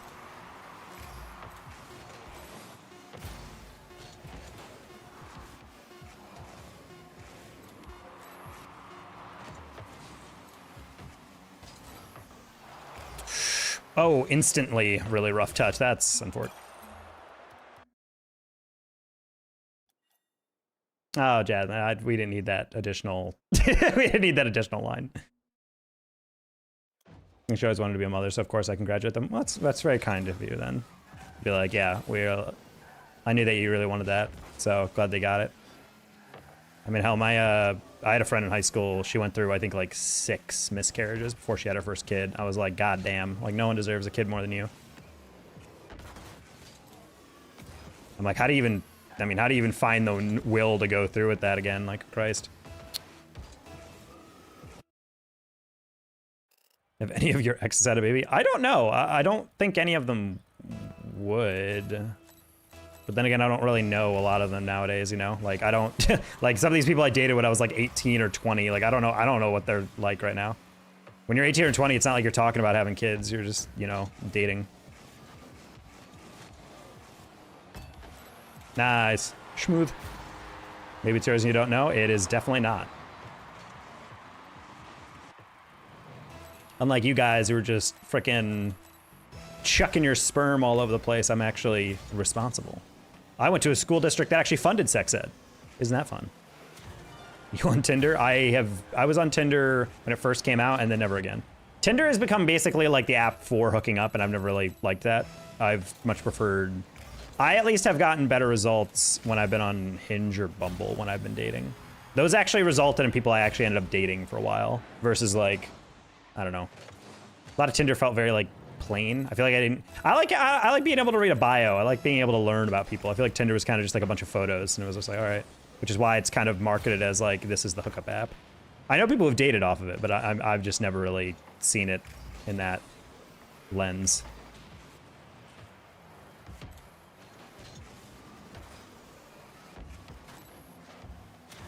Weirdest double taps.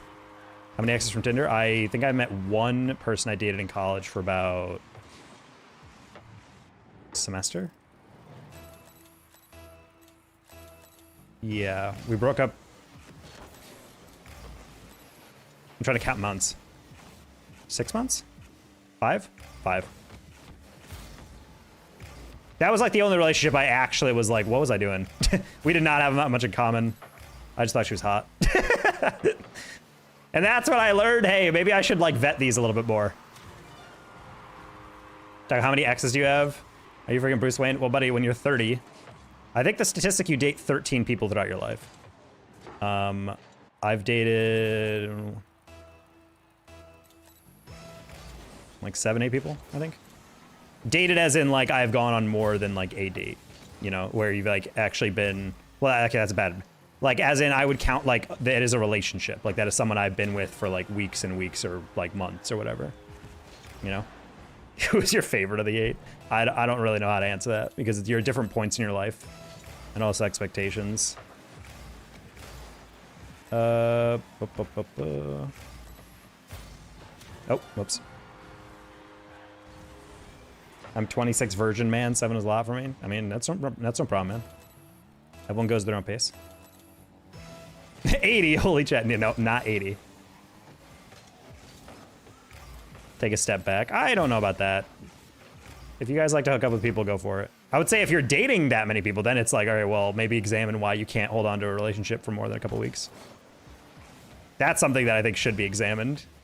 Because that's something that could be like signs of like, all right, well, maybe you're not actually committing because it's not something serious that you're willing to actually engage with.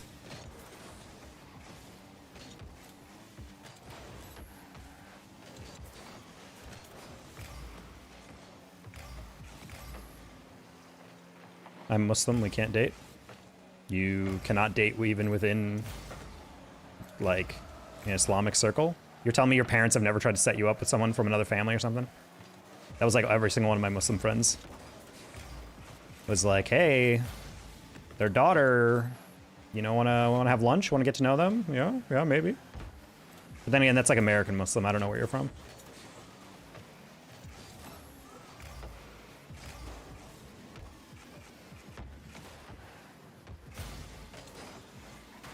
Oh.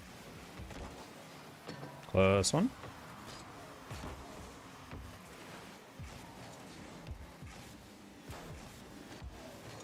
Really could have scored that and just decided not to, apparently. Nice.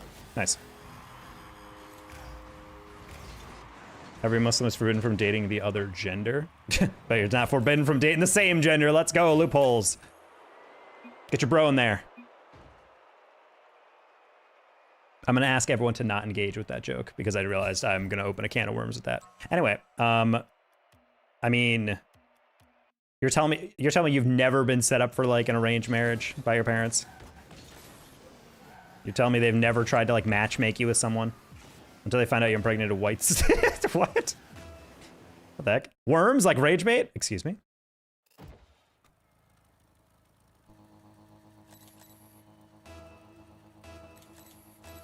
I dated an Indian Muslim girl. Their parents did not like that. That's okay.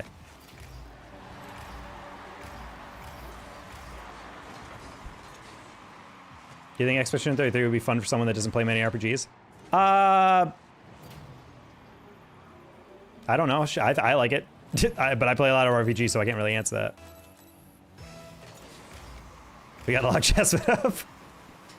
Nah, I think it's fine.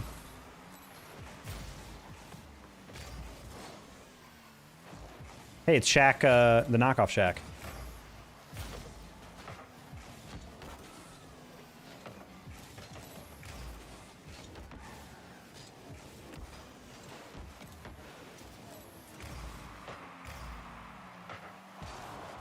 No! Also, I like how Shaq didn't even start beginning to rotate back.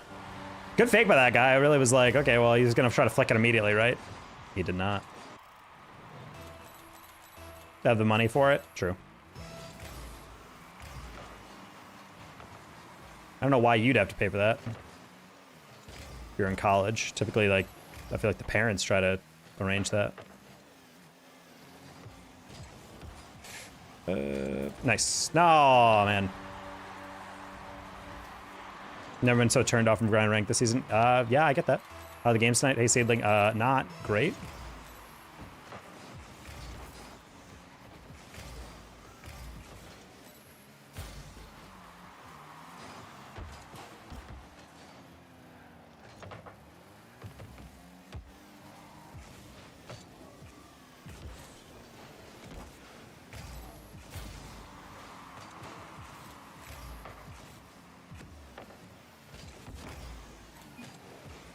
Whereas India, I gotta get back to inventory 7-11 too next time. Peace to y'all. See ya, Jazz, man. Getting 2,700 threes next season, I decided. Fair enough. I think that's a realistic goal. I think you should set it like that. Yeah, I'm just washed. I think it's just time to hang it up. I can't even get to 1,800 in twos this season. It's kind of sad. Granted, I'm also gonna give myself a little bit mercy considering I've been playing mid 1700s twos and I'm running into like Mist and I'm like, okay, cool, yeah, former like top 10 player in NA for twos, casually in 1700.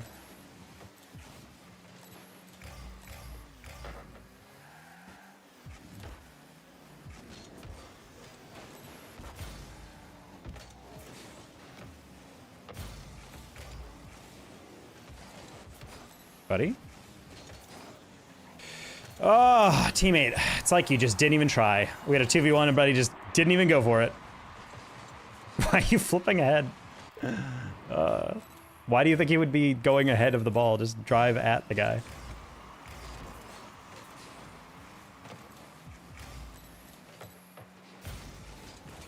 I don't have that.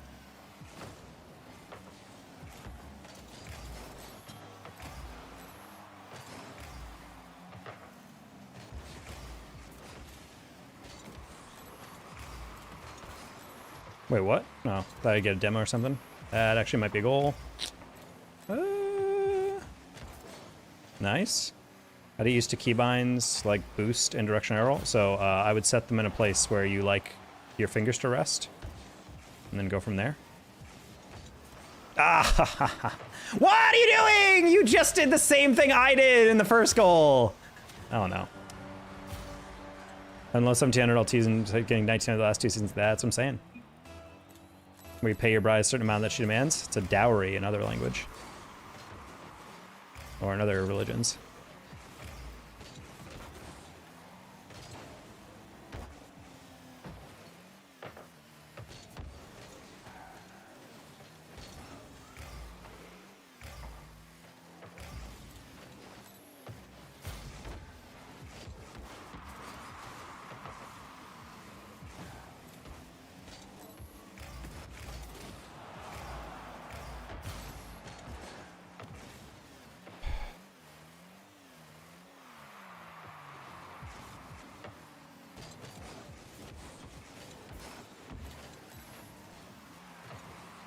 I don't know if Shock has a frontal lobe. I don't know if actually there's like an activity. This man is the guy who ChatGPTs how do I feel about something.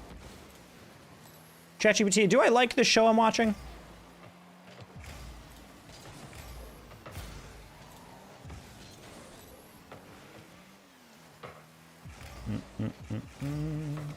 Noise.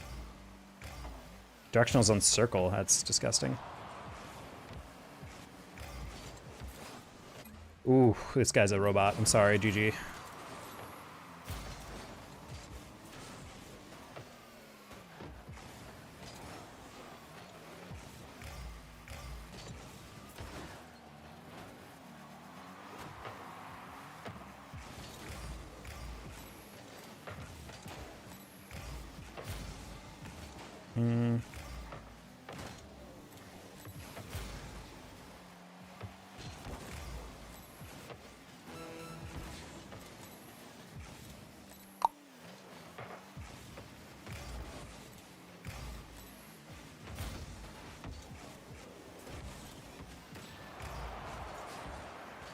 Oh, got that bounce a little more delicate.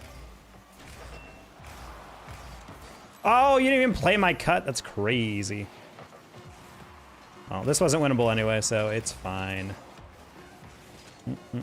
My boost is R1, and my arrow left and power slide is L1. Or my boost is R1, and then power slide and arrow left is L1. Circle is just such a...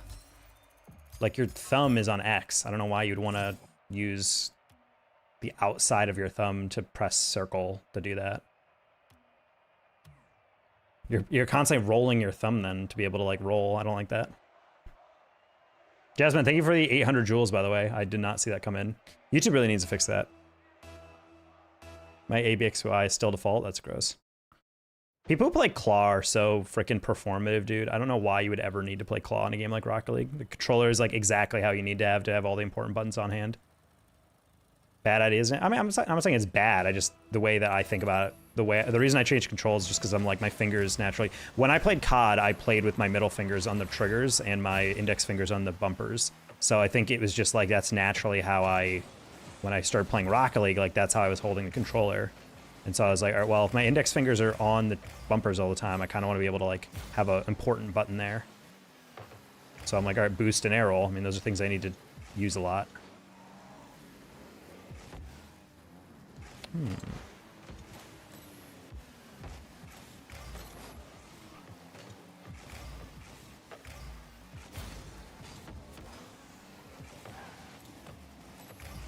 Okay.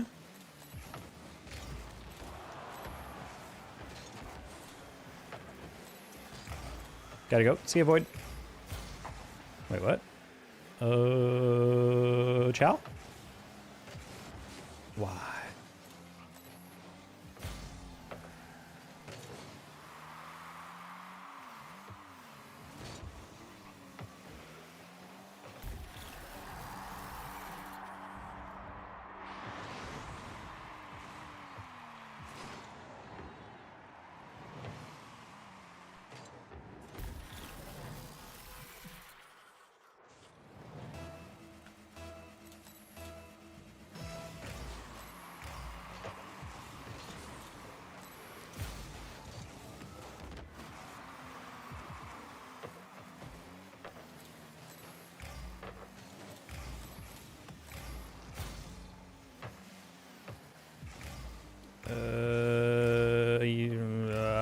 Okay. I didn't really want to shoot that. Never usually a bad idea to hit it in open space. Grab that.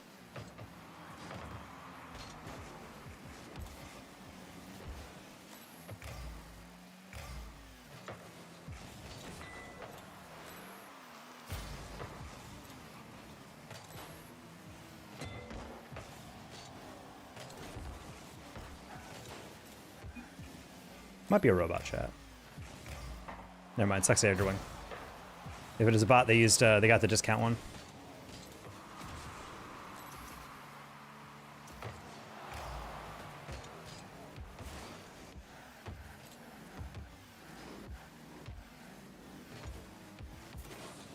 I think it's a, no, I think it's a bot chat, because the fact that he's like that close to me, I've noticed that about a couple players. They'll just like, if you slow down the ball and you're playing for a 50, they will just assume that they need to take the ball off you like every time. It's crazy.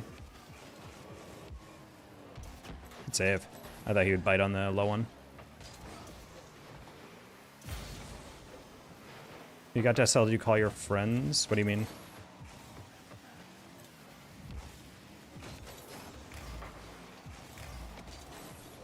If you knew my binds, you'd cry yourself to sleep. This man's like Rizzo out here.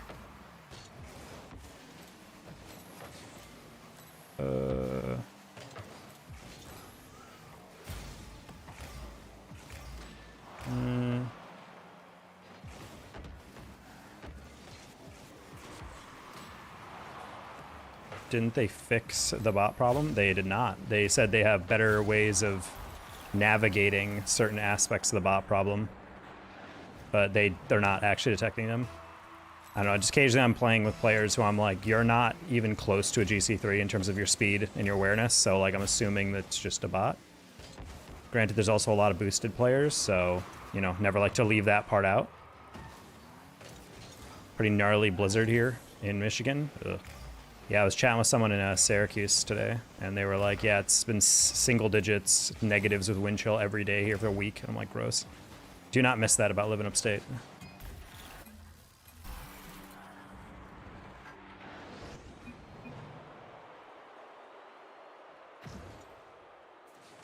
I want to say at MMR, my teammate is.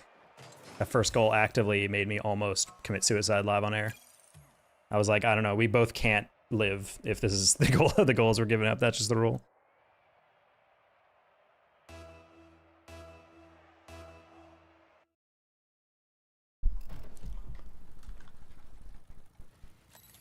See you, Preston.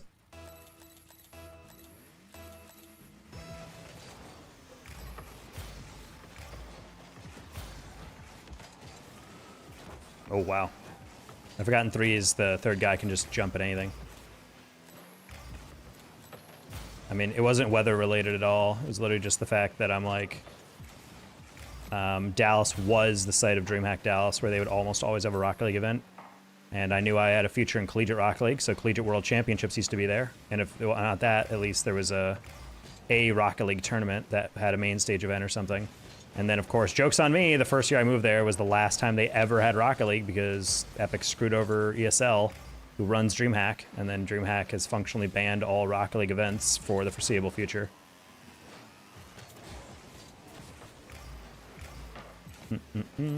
Also, no state income tax when you're working as a contractor is pretty lit. Saves you a couple $1,000s a year. And all the other places I was considering moving were either lame, didn't have a major airport near them, or actively were places I would refuse to live. Like Florida.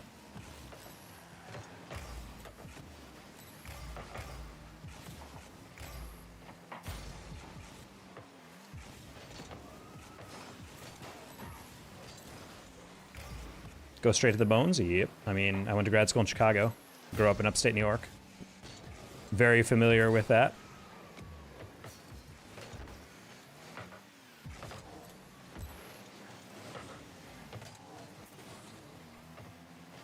Noise.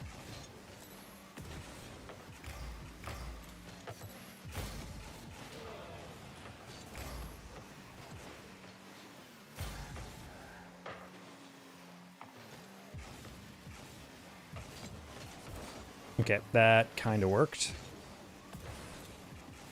Someone, please.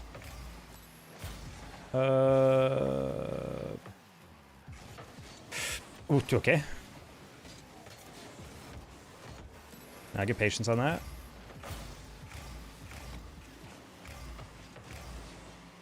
Nice. You guys do realize why the Florida man exists, right?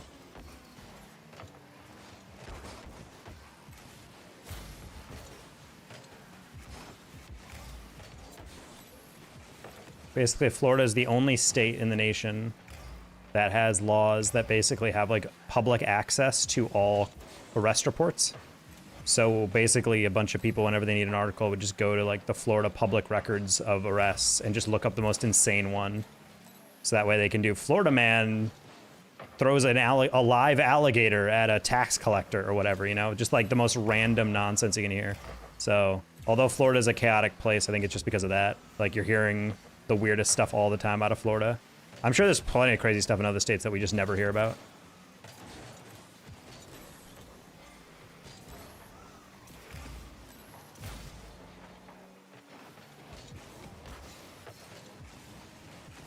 Nice cashew, perfect.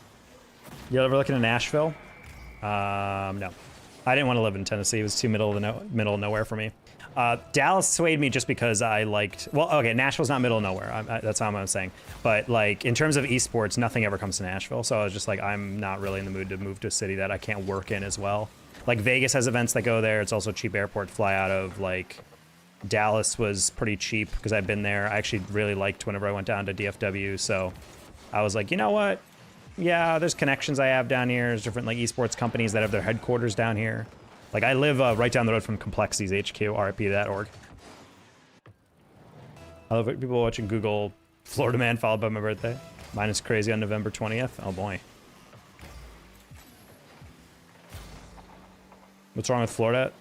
Humidity, politics, old people.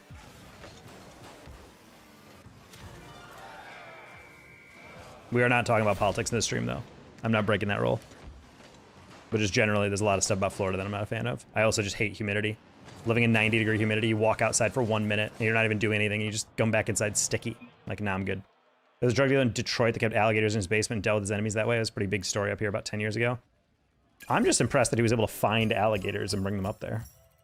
Esports market is not boomed yet. It's a huge production market, like near best in the country. That's good.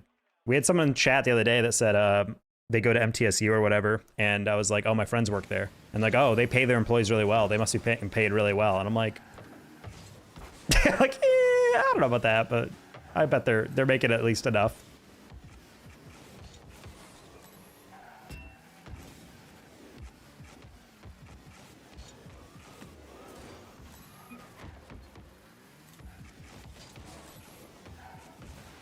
Yeah, honestly, working in esports as a caster is kind of irritating because I'm not allowed to work for any college. And there has been times where like a job opportunity at a university has come up and I've had to reject it. And the worst part is that like, for all I know, Epic is going to call us next season and be like, hey, TALKO, you're blacklisted. Sorry, you're never going to be on RLCS. You're never going to be on CRL ever again. And then I'm just like, oh. But because of hashtag the dream, I've had to reject a lot of pretty interesting jobs. You can have them mailed more common. I don't think you can, dude. Like, you're ordering an alligator. Like, that's not a domesticated pet, you know? Why does the crossbar make a different sound? It doesn't. That's the default. I don't make much to MTSU at all, but the connections I get to MTSU in the program or war class, excellent. Are you a student there as well? Or are you just working at, like, for the production?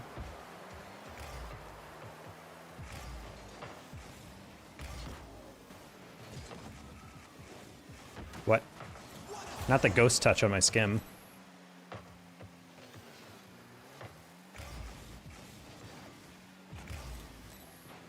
Hey, Panda, you're gonna be like Jack and work for Fox soon. Fox Nashville. What? That was not a front flip.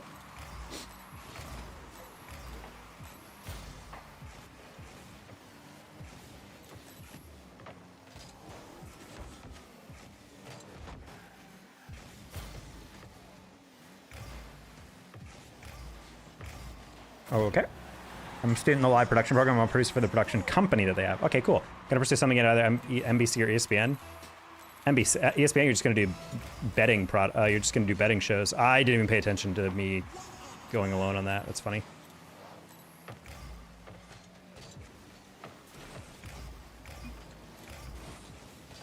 But Caymans, you definitely can? That's kind of wild. Aren't Caymans Crocs? Oh.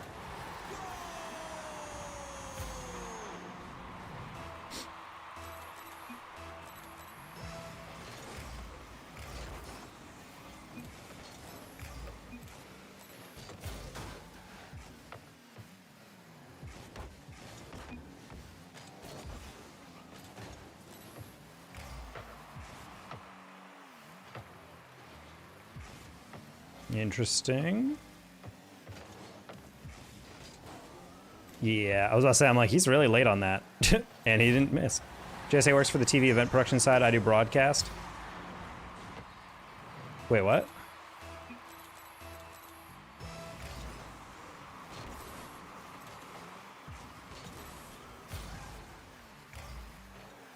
What's the difference between what you just described? As in, he's helping, like, run the back end, like, prep work stuff, and you're working for, like, the live production stuff?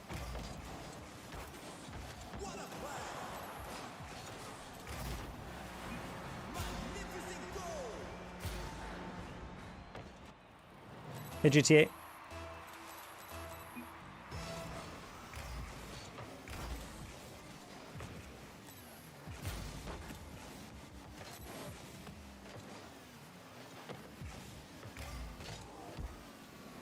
Ooh.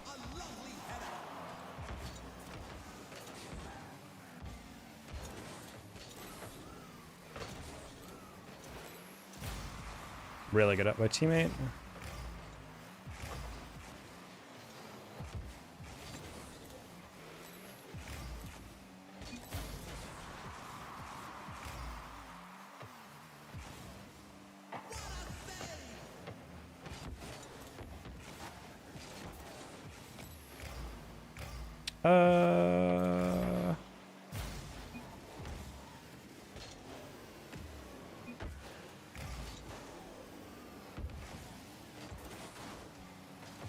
You didn't have to flip on that. That's... Oof. So I primarily do mobile productions. Vero truck to go on ESPN Plus or whatever network I'm going to try to do. Charisma monitor range of things right now. Oh, okay, okay. Yeah, okay, I was just confused because what I heard was like, yeah, I do like TV and events production, but then I do broadcast. I'm like, well, production and broadcast aren't synonymous, but they're like in the same ballpark. So I'm like, wait, how do you guys not work together then? Are you a full-time streamer or do you have a job? I have a job. I work as an account exec. Selling physical and network security. Making sure schools and cities and towns and colleges and healthcare facilities all have access control, video surveillance, network switches, not ongoing. Okay, cool. And all that.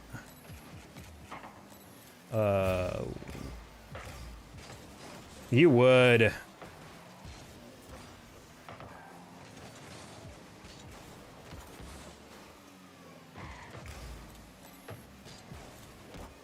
trying to get underneath it. Students in the basketball arena just walk by and bang in the glass and wave at him. Hi!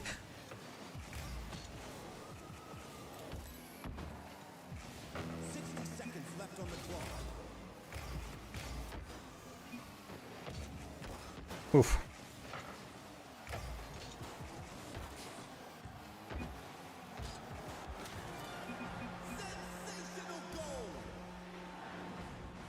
I see every show I work with different crews that work along. That's cute. I try to make it to your streams. I haven't recently. Sorry. I mean, you don't have to apologize for that. We're gaming. You got your life. You got stuff to take care of. Dog's job is not ongoing. That's kind of what I think it is. I wish perhaps we put some effort into our systems, their dog water. What do you mean systems? Like, I forget, Seedling. Do you work in a cybersec, right? Or you're like a networking guy? Systems analyst? I actually don't know. Oof, chat, we're almost out of GC3. That's how bad today's going. Yeah, honestly, I would love to do more broadcasting in general. I've kind of wondered about making a... I talked to someone about that. I talked to Llama about that the other day. It's like, I would like to actually do a bit more broadcasting stuff, like live around Dallas or something, but that would probably interfere a lot with like... It'd be something that'd be cool as a moonlighting thing, you know, if like maybe a high school game or something needed like a broadcast, like commentator on like a Thursday night or whatever. And I'm like, yeah, I could just, you know, drive on out to the field.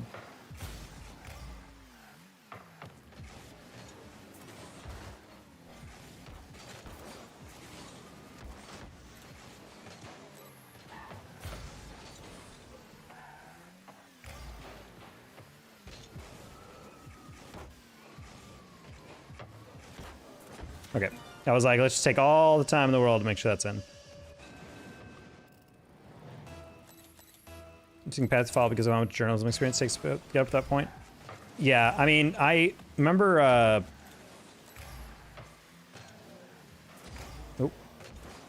what's his name? Frick, what's his name?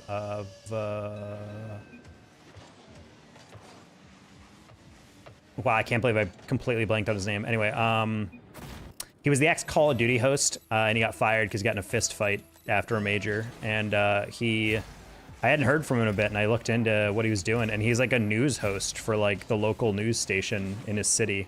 And I was like, what the heck? And they're like, yeah, he's like, I guess he had an agent, and the agent was like, listen, he might not be a journalist, but like he has really good on-air presence, obviously. So give him a shot. And I'm like, that's kind of like the tangential skills that I wish I could have, like marketed like that way. The thing is, I don't think he got that job because he got applied to it. I think he got that job because his agent knew someone and was like, hey, we heard you need an anchor or whatever. I wonder how easily it will translate. That's kind of my thought. Like, I understand like the journalism aspect, but if like you just need me to host a show or something, I think that's way different. Because, like, I know what a run a show is. Like, I know, you know, how to speak clearly and on air and whatnot. I'm up 2 games from yesterday. Congrats, Coyote. Keep it going. I still take routes for Central and Southeast Michigan. We use a program called SAP, and it sucks. Sounds like it's sapping your will to live.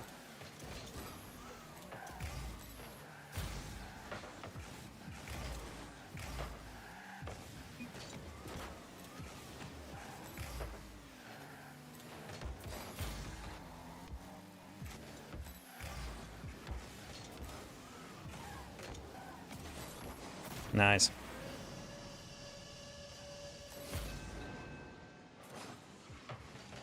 Yeah, I'm happy with my job right now. Difficulty is just like the momentum aspect is really tough. Everyone who's... I'm the only like junior employee at the sales team, so like they're giving me advice and whatnot, but it's kind of tough because it's like anytime I ask them like, hey, what were you doing? They're like, honestly, it's so long ago, I don't remember. And I'm just like, god dang. Like, it's very tough to like figure out how to be most effective in this role.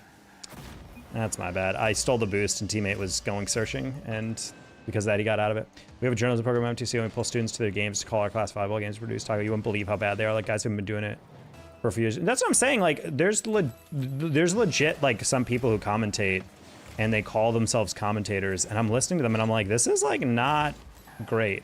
like they don't have flow. They don't have like a good delivery on it. Or, you know, the one thing that pisses me off the most is when I listen to a college broadcast and it's very clear that the audio producer is not doing anything with treating that audio. It's like the most, like any yell is immediately a massive mic peak, and I'm just like, oof. Or commentators holding a call for like 90 to 100 seconds, and I'm just listening like, this is painful, dude. Put me on. That's why I'm literally like, yo, let me commentate. And they're like, well, what's your experience? I'm like, I don't know, man, but I have more than these guys, I guarantee it. Literally, there was I remember there was a course, I was in talks with Mizzou for a little bit to adjunct teach a course on how to basically be an on-air broadcaster. And I thought that was gonna be really cool, specifically because I'm like, yeah, you kind of do need that. There's a lot of courses on public speaking and whatever, but that's like a way different skill set than just, well, not way different, but it's like, you know, a different skill set, let's say.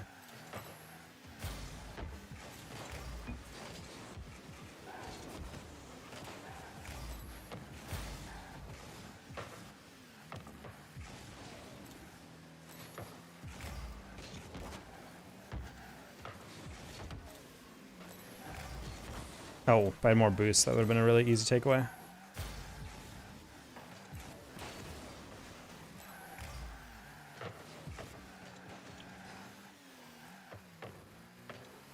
Like, boom goes the dynamite.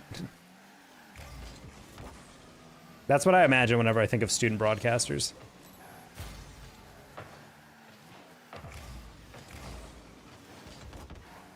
But that's also why, like, when I listen to, like, even like, you know, like, commentators that do it on ESPN for, like, local broadcasts, like, I'm listening to them and I'm like, this is not great. Like, they're not horrible, but I'm just like, this is... No, you're throwing TALKO. What are you talking about, dude? It's 3-3.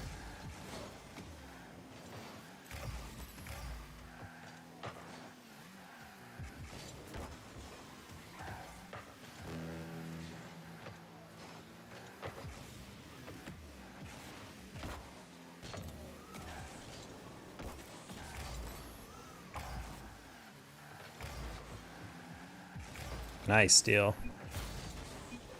Been a while, Halo Tackle Cat Lover. It has been. The obvious biggest difference between esports and live is just the sheer amount of research and media PR training it takes.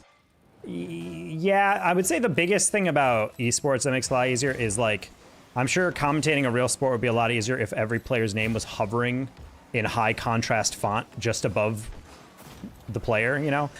That's the thing I actually try to do sometimes when I'm watching, like, basketball on TV or something, where I'm just kind of like, whereas, like, I'm watching the play, I'm like, who is that? And it's like, how quickly can I look at a number and know who that is? And so I'm like, the commentators have to half memorize it, but I'm thinking from a high school perspective, like, it's sometimes you can't even Google rosters, so you just have to get a guess. You get their player sheet beforehand, and you just have to know. I'm assuming their system is you get all the players' numbers 1 through whatever ordered, and then you have their name right next to it. Lucky spotters are pretty common in live esports. Yeah, but at the same time, it's just like, it's kind of nice to know that off the top of my head. Because even when I'm watching the NFL and I know the rosters, there's times where I'm blown away how infrequently commentators get a name wrong. Like, pass across the middle, it's caught by Diggs, and all the way, I'm like, damn, how do you, like, know that immediately? Like, that preparation on that side is really impressive, but... CODcasters kind of just glazing the players, not really talk or strategy, anything. They occasionally talk about the game. Well, the problem with COD as a game is that it's very fast-paced most of the time. So in a fast-paced esport, your color has to be very indirect. And oftentimes you just don't do as much color because you can only get like a line in before you're basically talking over a play. So I don't really blame CODcasters for not being the most color detailed. Like, that's what between map is for, so you can talk about what people are doing wrong. Or, you know, you give it back to desk and then they break it down between series or whatever, but...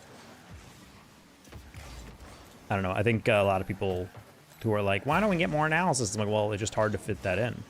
Or you need to be able to have a good handoff with your co. I think, honestly, in my opinion, RLCS commentating has gotten a little weird because we've gotten rid of all color commentary, basically. And I think because of that, it's left a little bit of a... oh, let's just put all the people who react big on broadcast, which isn't a problem. I'm not saying they're bad, but it does take a little bit of nuance, I feel like, out of the commentary. In the sense that I think the flow of the broadcast is impacted a little bit. Which is the reason why Gibbs went on broadcast, because he got tugged into doing EU. And personally, was a little rough around the edges. And yet, people on Reddit were like, that was the best commentating. You should be a full-time... And I was just like, buddy, like, let's be real. Gibbs has decent analysis. He knows how to work a desk. He's not going to be nervous public speaking, but he does not know how to commentate. Like, let's be real. Like, he is an analyst for a reason. He's on the desk for a reason. Like, he doesn't have a decent flow. He doesn't know how long he's talking. Like, there's just certain things you learn as you do it more. But I think because everyone's so starved for color, everyone was like, wow, that was great. That was amazing. And I'm like, all right, that's glaze right there. That's Krispy Kreme level glaze. Certain commentary softwares actually have labels on the screen. They have to memorize numbers. They actually track player name tags. Oh, that's kind of cool. I was kind of wondering how video analytics would work like that.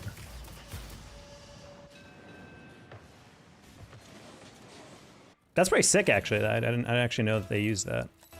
Well, I guess on the NFL level, they also have like an insane amount of tracking on every single player. So I'm sure you could actually hook those systems together.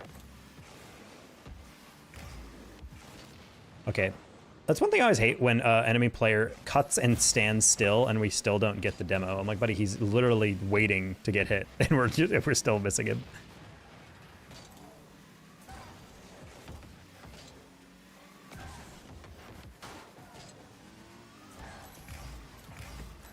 Okay.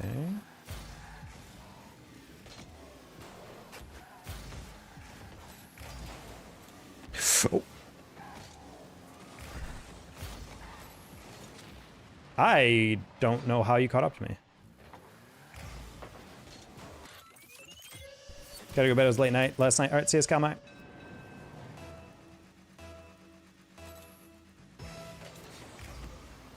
I don't know. I think analysis is about how quickly you can actually read high-level play. I don't think you really need to be a high-level player. A lot of people are like, well, the only reason that these certain color commentators are good is because they're ex-pros. I'm like, I don't think you need to be an ex-pro to be a good color commentator. You just need to be able to actually view what's going on and make sense of it. This communication school at Syracuse that is apparently world-class, and like a lot of talent things. I wonder how a program like that works. Well, you probably just get really rigorous training. You go from that. It's kind of cool from Syracuse. I didn't know that. I will say, I mean, if their students are in it, that's pretty impressive then, because the Syracuse commentators for their CRL matches, I wouldn't say they're like, you know, S tier, but they're definitely the best sounding collegiate broadcast I've ever tuned into. Of like students that actually attend. Have you heard a commentator swear too much? Well, that's the goal of talking. It's, in a commentator booth, it's code switching. It's like when you're talking to your family, you don't just, you know, talking to your grandma, you're not swearing up a storm, you know? Or maybe you do. I don't know your family. At least have hours in the game. I think at the end of the day, you have a threshold that you have to meet. If you're commentating, you need to have a base amount of knowledge. That's my biggest beef with sometimes where back in the day, Rocket League used to have a bunch of broadcasts who would just bring in casters from other games. And not like, oh, they play the game too. They were just like, yeah, whatever. Rocket League is simple. You know how to cast. And then it gets awkward because you're like, okay, well, this person can't. I think the biggest thing for me that I can tell is reading intent. Like there's a lot of moments in Rocket League where like a player might miss the ball and people are like, wow, they just whiffed. And I'm like, well, no, they were jumping at that because they were reading a touch from the other opponent. And in my mind, I'm like, it's pretty obvious that that's what happened. But some commentators are like, wow, they suck. Their quality really went downhill. And I'm like, well, buddy, they didn't miss that because they're bad. They missed it because they were playing a read. But it's like, again, if you didn't play the game, you might not know that. You might just be like, wow, they're missing an aerial a lot.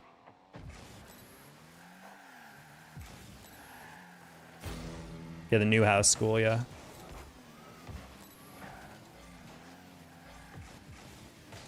Buddy, I want to fucking kill myself. Why are we trying to musty clear that shit? Just touch the ball away. You have 100 boost. What are we doing? Ah! Every day, chat. This game pushes me closer to the edge.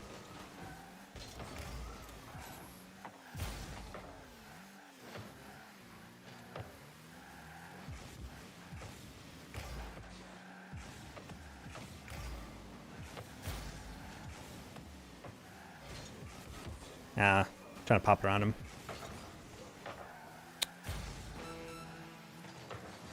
Okay.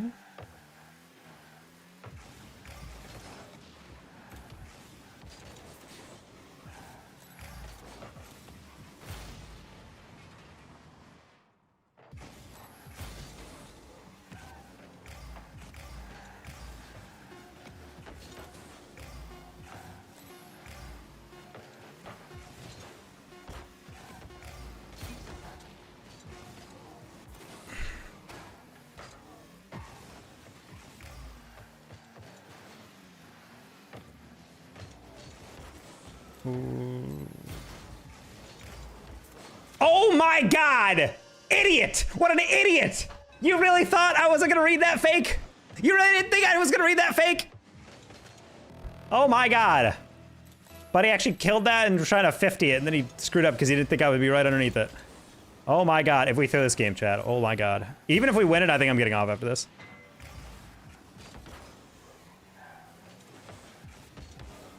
Uh-oh, buddy. Uh-oh. Uh-oh. Oh, if I had more boost. It's okay. It's not like that's in, right? A little wide. I am currently dead. teammate, buy time. Buy time. Buy time. What are you?